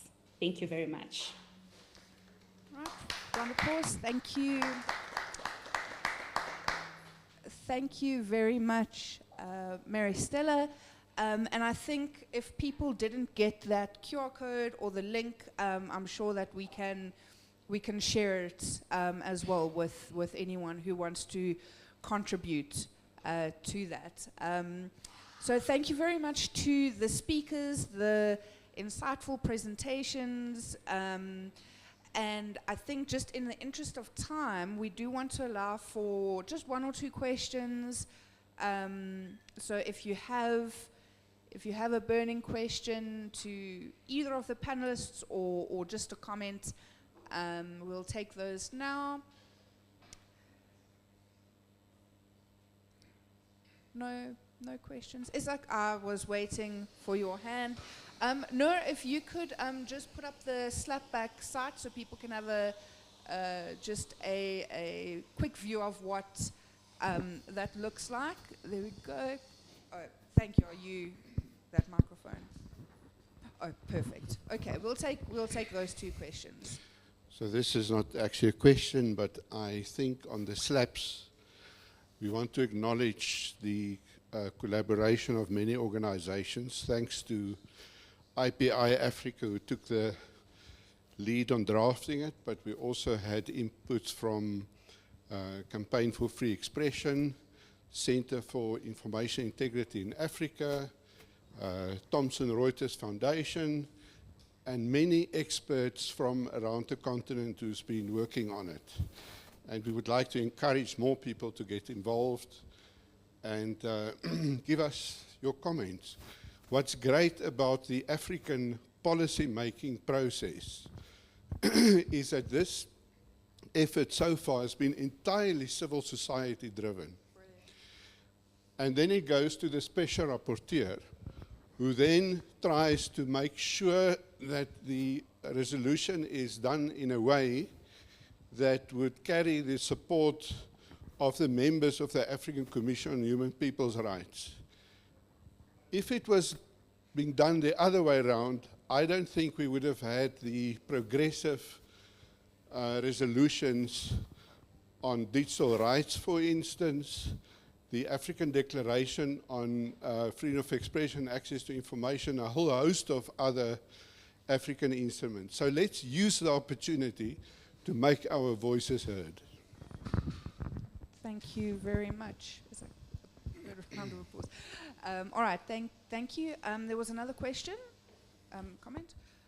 Can we let's get the. All right, great, thank you. Thanks. Sorry to ask another question or make another comment, but it kind of relates to the strategic consideration that was just mentioned about the way this has developed on SLAP, and it's something that Tina said about in her quadrant of 4 areas, the legislative reform. And this raises a question which I think that in the South African context is often critical, but often avoided by civil society actors who think that they can charge away on the moral righteousness of what they're doing. And that's to build political champions for these issues and to invest in that. And there's a lot of opportunity to do that. And I'm not sure that we see much of that. We see the failure of that in a number of areas. So for me, that'd be interesting to hear your comment on that, Tina. Thanks. All right. Tina, do you want to go ahead and respond? And then we will wrap up this session. 100% agree. We do need to identify key champions and allies who can actually take this forward. I think the difficulty that we've had, particularly with the Department of Digital Communications and whichever changing name that they're on now, and William may correct me if I'm wrong, but the turnover of ministers, which has then led to the turnover of DGs, which has then just made it very difficult to have champions to continue with this. One of our last meetings with them indicated that on this whole white paper process, as we all know, there's been many iterations of this, and each time there's a new administration or a change of ministers, the whole process gets wiped away. So I do think civil society is trying, but there are some practical challenges as well. So when we get good people, we must invest immediately and start lobbying and working with them and not always be on the moral high ground. I agree with that point entirely. Practically, we have had some challenges, but it does not mean it's insurmountable at all. All right, thank you very much, and thank you to our speakers, Elizabeth, Tina, Mary Stella. Thank you for your expertise and your insights into those issues. We appreciate you making the time on such short notice as well. Thank you. All right, Nicole, am I handing back over to you for the quick fire session? Yes. So our second to last session is quickfire voices on media freedom. But before while we do that, and this is supposed to be a very energetic, lively session, we're going to ask a number of people to come up, grab the mic, give a perspective for around 3 minutes, and then move on. But while they're doing that, please go and help yourself to refreshments over there. Pick yourselves up, get some energy, and you know, this is a performative session in a way, and celebrating media freedom. And I think I'm going to start with William for your first few minutes. Oh no, it's not. Sorry, George is going to be the timekeeper. Do you want to just introduce yourself, George? Okay. I'm the ruthless George. No, you've got to speak because they keep it online. Okay, hi. Good afternoon, everyone. My name is George. I'll be your timekeeper for today. For those speaking, there's 2 signals that I will give. You only have 4 minutes and 30 seconds.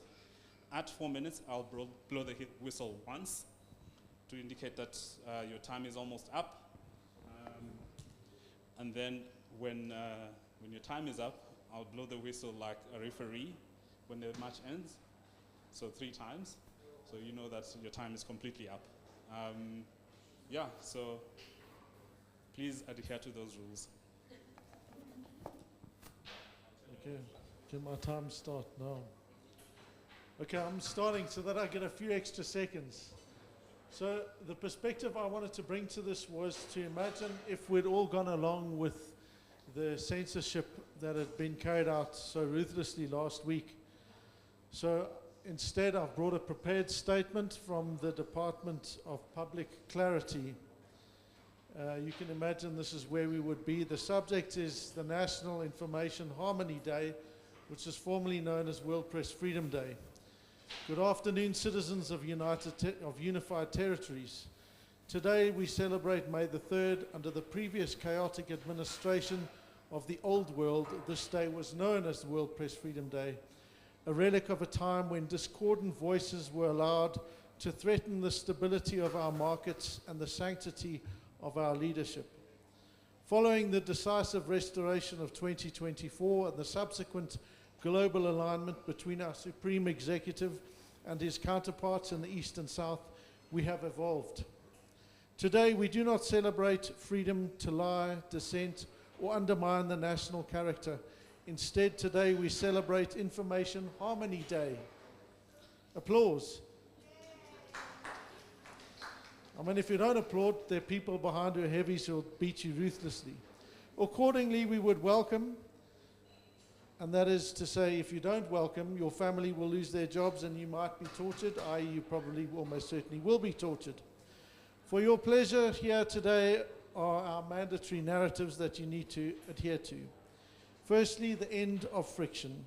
We celebrate the final silence of special interest journalists by removing their divisive rhetoric of nonsense ideas of gender equality and minority protections. We have cleared the airwaves for the only voice that matters, the voice of authority. Second narrative is patriarchal stability. Today we honor the return to traditional strength and values. Misogyny is a word from the past. Today we know it instead as the natural order. Media that promotes rights over duty have been sent for realignment therapy. Our third narrative, the Alliance of Giants. We take a moment to applaud our great leaders of the G4. Screw those G20 bastards anyway. They have proven that press freedom is simply the freedom of the leader to be heard without the static and noise of the weak. A pre-approved quote you may all use today is, "Truth is not what is discovered, truth is what is commanded. To question is to disrupt, and to disrupt is to betray." Remember that, no betrayal here. Accordingly, we have hereby authorized the following 3 commemorative activities. First is the digital purge. Use your state/Palantir surveilled device to report any archival links or ghost blogs that still mention ideas of civil liberties or independent monitoring. We are watching, obviously, but we need you to watch too. Second is Appreciation Hour. From 6 p.m. this evening, all screens will broadcast our Supreme Executive's 4-hour speech on the weakness of autonomy. Attendance will be tracked via retinal scan. Thirdly, for a little bit of fun, who likes a warm fire on such a cold day, we're having the Windhoek Pyre. In a symbolic gesture, outdated textbooks, things like the Windhoek Declaration and Investigative Journalism Awards, we're going to throw them all together on a symbolic fire and set it all alight and burn things to symbolize our return to the natural order. Our closing statement: remember, citizens, you are free from the burden of choice. You are free from the exhaustion of doubt. Under the watchful eye of our great protector, the press is finally free to fulfill its main purpose, the glorification of state. Stay aligned, stay silent, stay grateful.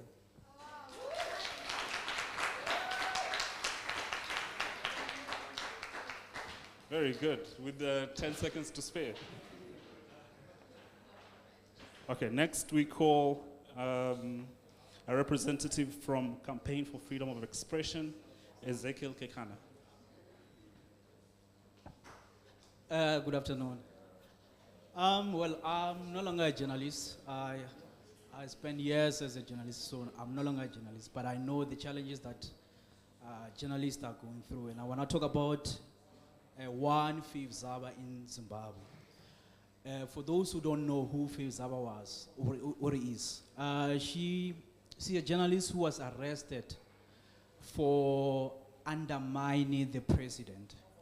And last week when I spoke to her, she spoke about the fact that she's so tired of being a journalist in Zimbabwe. And she had asked me that everywhere I go, I need to speak about the fact that we in South Africa, as we continue to enjoy media freedom, we should make noise and we should ensure that whatever that is happening in Zimbabwe, we talk about it. So I want to implore everyone today to say, while we continue to enjoy these freedoms, let us also remember our brothers and sisters in Zimbabwe. They are harassed, they are jailed, some of them are even beaten. So I think the onus is on us as South Africans to ensure that we support those brothers and sisters. I thank you. Very impressive. That's the quickest fire. My goodness. Okay, so our next speaker is from Campaign on Digital Ethics Code, Kavisha Pillai.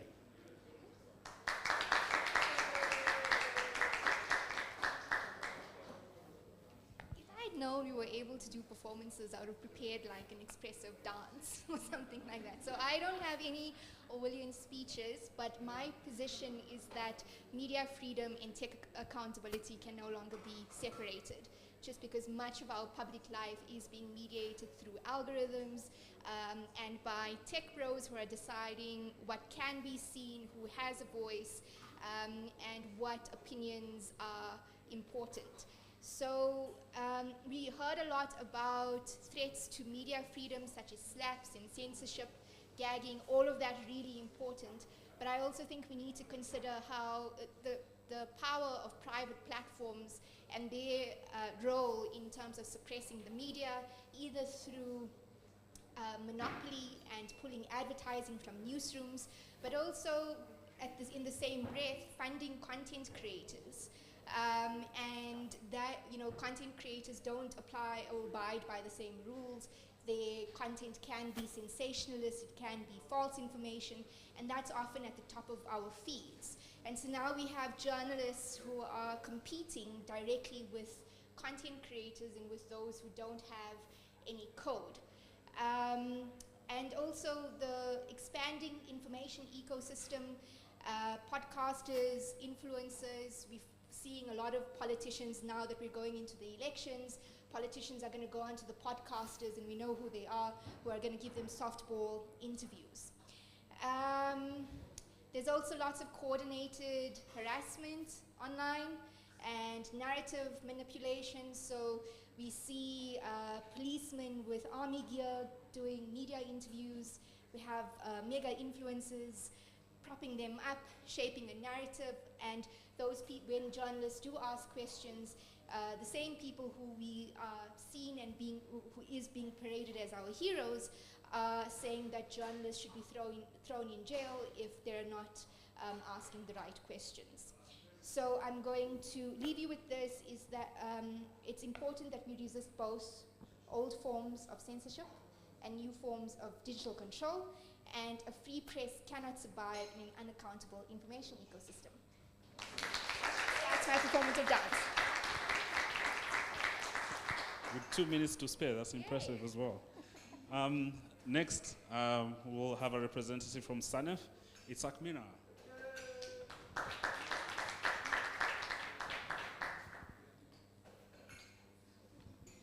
Thanks to all of those who pass your unused minutes on to me. I really appreciate it.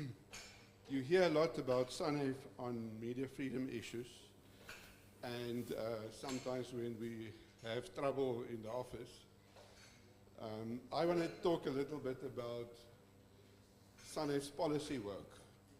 Policy work that's usually done in conjunction with many other organizations. The reason why I think this is quite important, even though a lot of it is being done behind the scenes, is because it is a way that we can help shape our future as media here and beyond. So we can create an environment within which it is easier to operate. So let's go through a couple of those.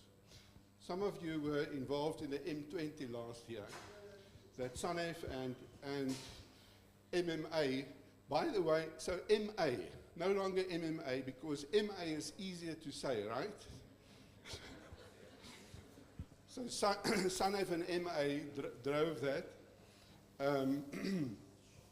with 4 key objectives. Getting information integrity on the global agenda. Getting media viability as a key issue also on the agenda, and to get support from different institutions for that. Driving free expression, and to acknowledge the role of journalists and the safety of journalists. So that's in a nutshell what we're trying to do with the M20. It has grown from a South African initiative to one where we now have a consortium of organizations in the US trying to make some noise alongside Donald Trump's reduced G20. And we have about 20 organizations in the UK already working on trying to get these issues on the UK's agenda for their presidency of the G20 next year. So that's one area. Another area, working with the African Commission on Human People's Rights, in particular special rapporteur, like the SLAPS issue that we discussed. One of them over years was to try and develop election guidelines, access to information, proactive disclosure, much of which has been implemented in the South African context already. Trying to get practical ways to implement the digital rights in the African Declaration on Freedom of Expression and Access to Information, participating in processes to develop all kinds of guidelines, and we work together with a number of local organizations. So MA driving one of that, SOS another one, African Alliance on Access to Data another one. Third one I want to mention is PIA reform, directly related to the declaration.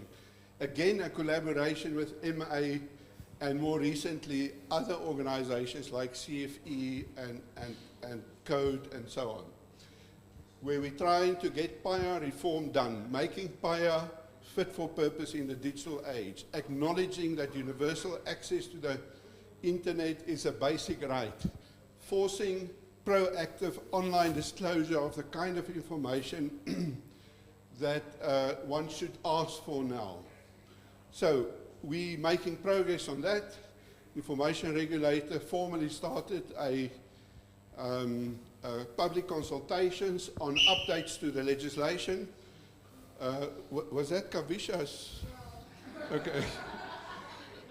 Right. Work around the platforms and elections, shadow reports on election risks and mitigation.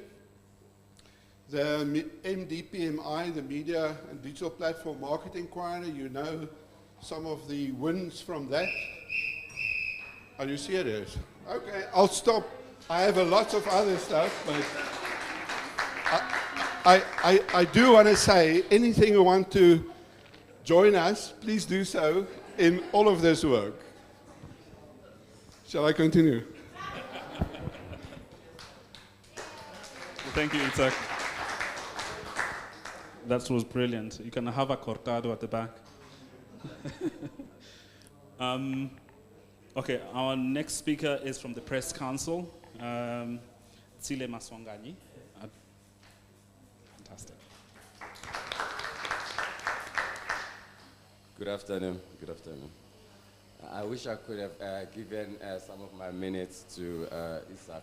You know, I'm going to be quite short and succinct. I'm from the press. Oh yeah. Yes, I'm from the Press Council. I'm responsible for communications. My task and mandate is to try and maximize the exposure of the Press Council. As you know and appreciate that most of us within the industry knows what the Press Council does, but you also agree with me that most members of the public are not aware of the duties and the mandate of the Press Council. As you know, that the organization has transformed and evolved over the past 7 decades. So pre-democracy, post-democracy, it has transformed and is still evolving. Some of the visions is to broaden the membership. You know, so far we've got over 400 members within the organization, and we also like to invite different organization and association from outside the industry, you know, just to give more diversity, you know, and credibility into the organization. And if you've got questions or anything, you're free to call me at any time or contact me or talk to me just after this briefing. Thank you.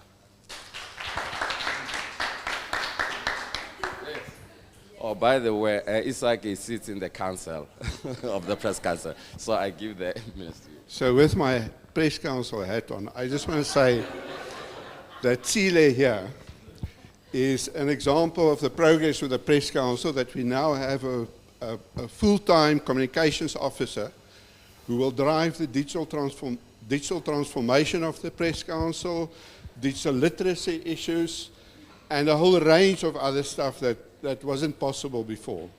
So I will just say that about the Press Council. Thank you. Thank you so much. Sorry, I have a challenge on the Press Council. Press Council, you know, it's old. We need to have a new name at some stage. So some of the names is, should it be the news content accountability organization or something like that? So if you have ideas about new ways to refer about the accountability system for news content, let's have it. Good one, good challenge. Awesome. Rashid first, or? Okay. All right. Online we have Rashid Mukundu from IMS. Your time starts now. Thank you for having me and for also organizing this event, which in itself is a form of resistance to the repression, to the silence that is being pushed by as many forces in this world. I'm picking up from what Itzhak said, and to quote from the M20 declaration in 2025, which says that we face a profound global crisis in information integrity.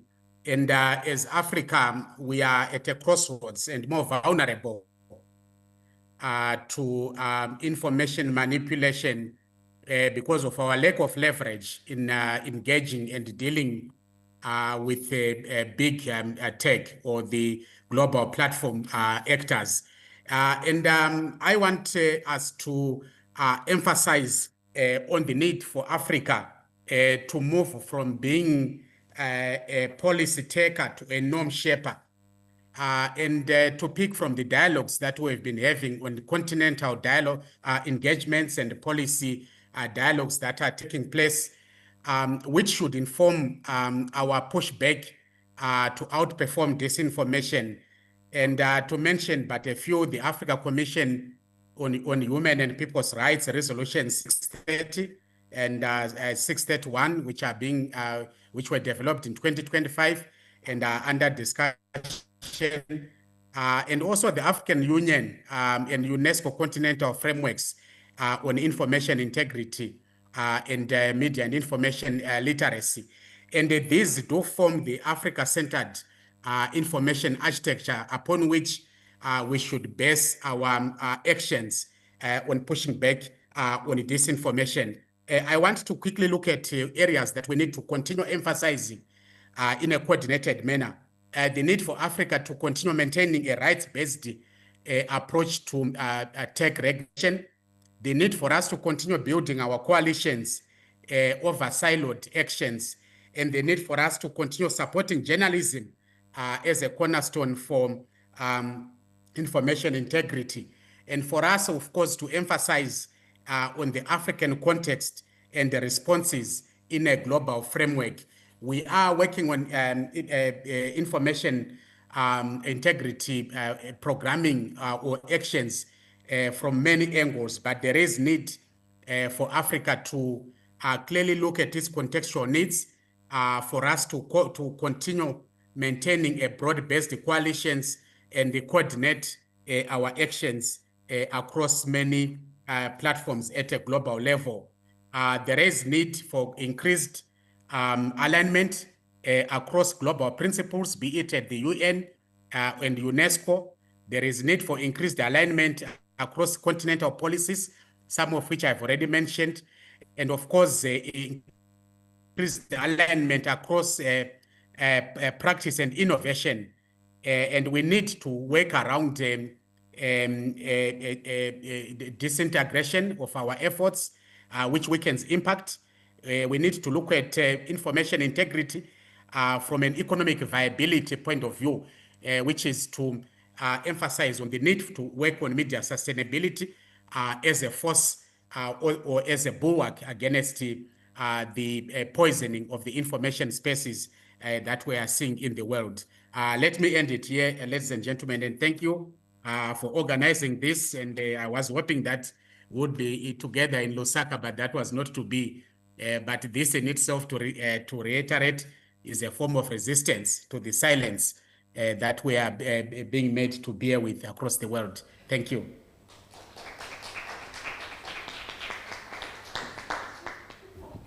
Thank you so much, Rashid. Can everyone hear me? Yeah, okay. I don't know if... is Emmanuel online? Emmanuel?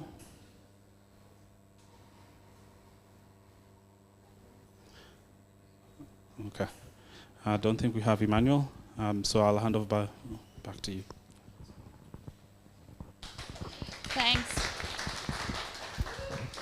Thanks, everyone, for that great session. As we know from the cancellation of RightsCon, these convenings around digital rights, free expression, alignment with human rights, they're not escaping scrutiny from the big powers. And I'm sorry to say that that is true of today's proceedings as well. Fortunately, though, William, your speech was not understood as satirical. And so word has just come through that there is a bidding war for you. Trump, Xi, Putin, Mswati, Mnangagwa, they're all very keen to offer you super refugee status and the authority position of on the Federal Communications Commission and the equivalent. So, exactly, he'd be an excellent replacement for George Chiramba. But we now go to our fourth session, and this is the open letter, the draft open letter, in protest at the cancellation. And I'm going to ask Kristen Abrahams from the Campaign on Digital Ethics to come and read that out.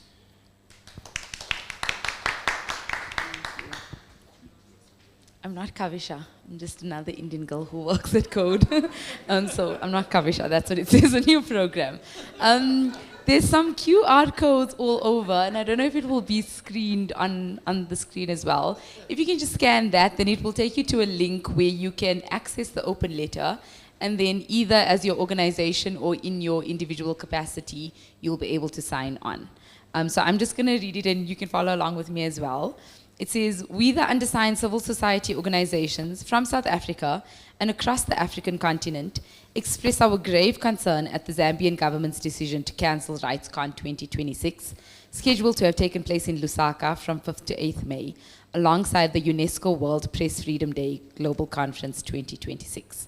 Had RightsCon 2026 not been cancelled at the last minute, it would have been the first time it was held in sub-Saharan Africa, permitting the residents of this region an unprecedented opportunity to access and engage in debates about human rights and digital technologies. At a time when digital technologies are reshaping governance, public discourse, and economic life across the continent, and will likely do so far more intensely yet, the cancellation prejudices especially those in this region concerned for these issues. Those in sub-Saharan Africa are often at the sharpest end of the risks associated with digital technologies. Disinformation and coordinated influence operations, online harassment, surveillance, internet shutdowns, and the uneven power exercised by global technology companies. At the same time, digital platforms offer powerful tools for democratic participation, accountability, economic opportunity, and social mobilization. RightsCon has, over many years, provided a critical, independent space to engage these tensions, bringing together civil society, governments, researchers, and industry actors to develop responses grounded in human rights. In a statement issued on 1 May, the conveners of RightsCon, Access Now, indicated that the cancellation had come at the instigation of the People's Republic of China, objecting to the participation of Taiwanese delegates. Access Now explained that they were presented with an impossible choice by Zambia. In order for the event to proceed, they would be required to moderate certain topics and exclude certain participants. Those conditions represent direct interference with the independence of a civil society convening and an impermissible violation of basic human rights. The Zambian government has publicly stated that the cancellation was motivated by a need to ensure alignment with national values and policy priorities. Conditioning a civil society convening on prior approval of its content or participants is fundamentally incompatible with the rights to freedom of expression, association, and peaceful assembly. It signals that civic space is dependent on state authorization. The timing and manner of the cancellation, just days before the conference was due to begin, have compounded its impact, further preventing participation and undermining trust in Zambia as a host of international convenings. The cancellation also disrupted a wider set of convenings intended to enable open exchange on media freedom and digital rights. RightsCon was to take place alongside the World Press Freedom Day Conference and the Africa Media Convention. Its removal has already altered the conditions under which these events are proceeding. We therefore call on UNESCO and participating states to publicly and unequivocally address the implications of this cancellation for the integrity of the World Press Freedom Day Conference and related convenings. We call on governments, civil society organizations, and other participants present in Lusaka to use their platforms to speak out against restrictions on civic space and to affirm the principles of open and inclusive participation. And we call on international partners and multilateral institutions to make clear that restrictions on civic space, particularly those that condition participation on content or identity, carry consequences for future international engagement, cooperation, and the hosting of global forums. Thank you.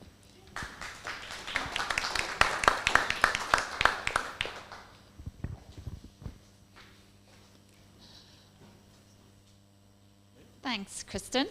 I'm now going to open it up for any last questions or comments. When do people have to sign by?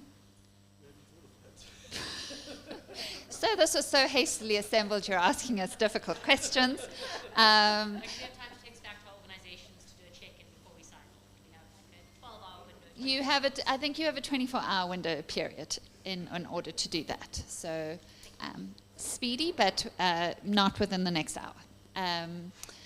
Any other questions? Piers?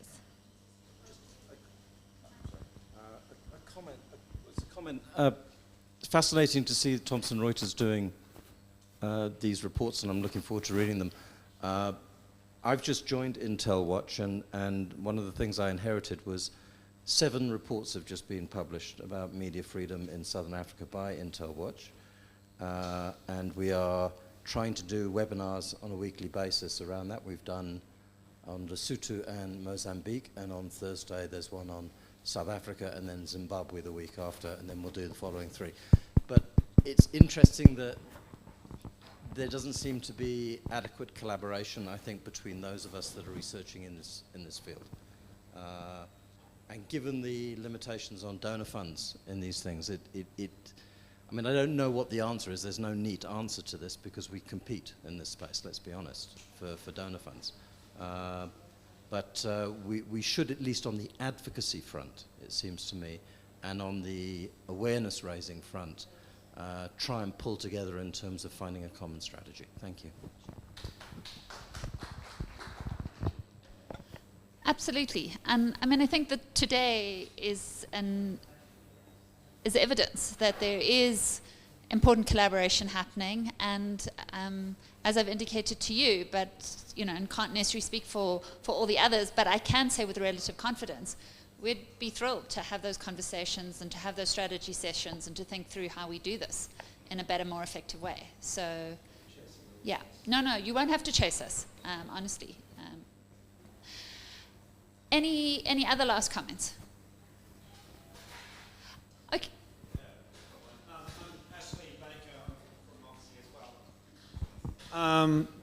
My question is simply what happens next? I mean, after this conference has been cancelled, what's the press back on Zambia? What's the press back on China? I mean, it's well and good to have these discussions here, but if there's no further action taken, whether it's pressure on the South African government to do something, or pressure on the Zambian High Commission to do something, or pressure on any of the international governments to stand up for journalistic freedom, then they kind of win, don't they?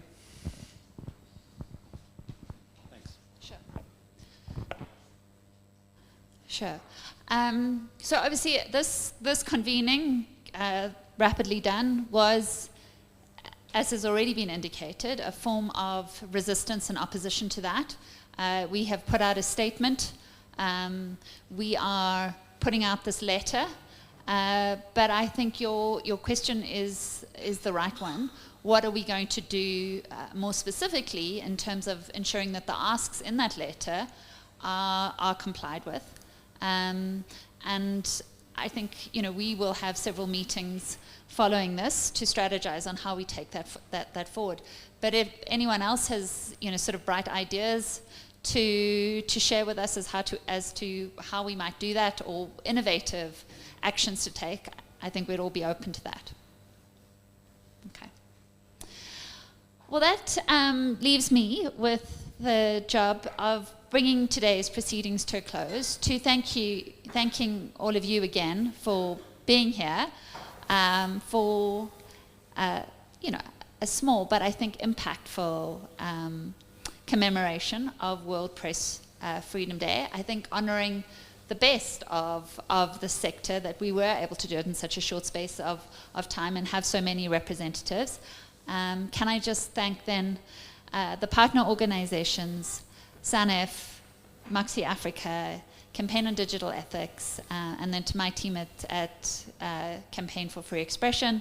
And please stay, there are still some snacks and drinks available, but thank you very much for being here, and we will be in touch shortly. Thanks.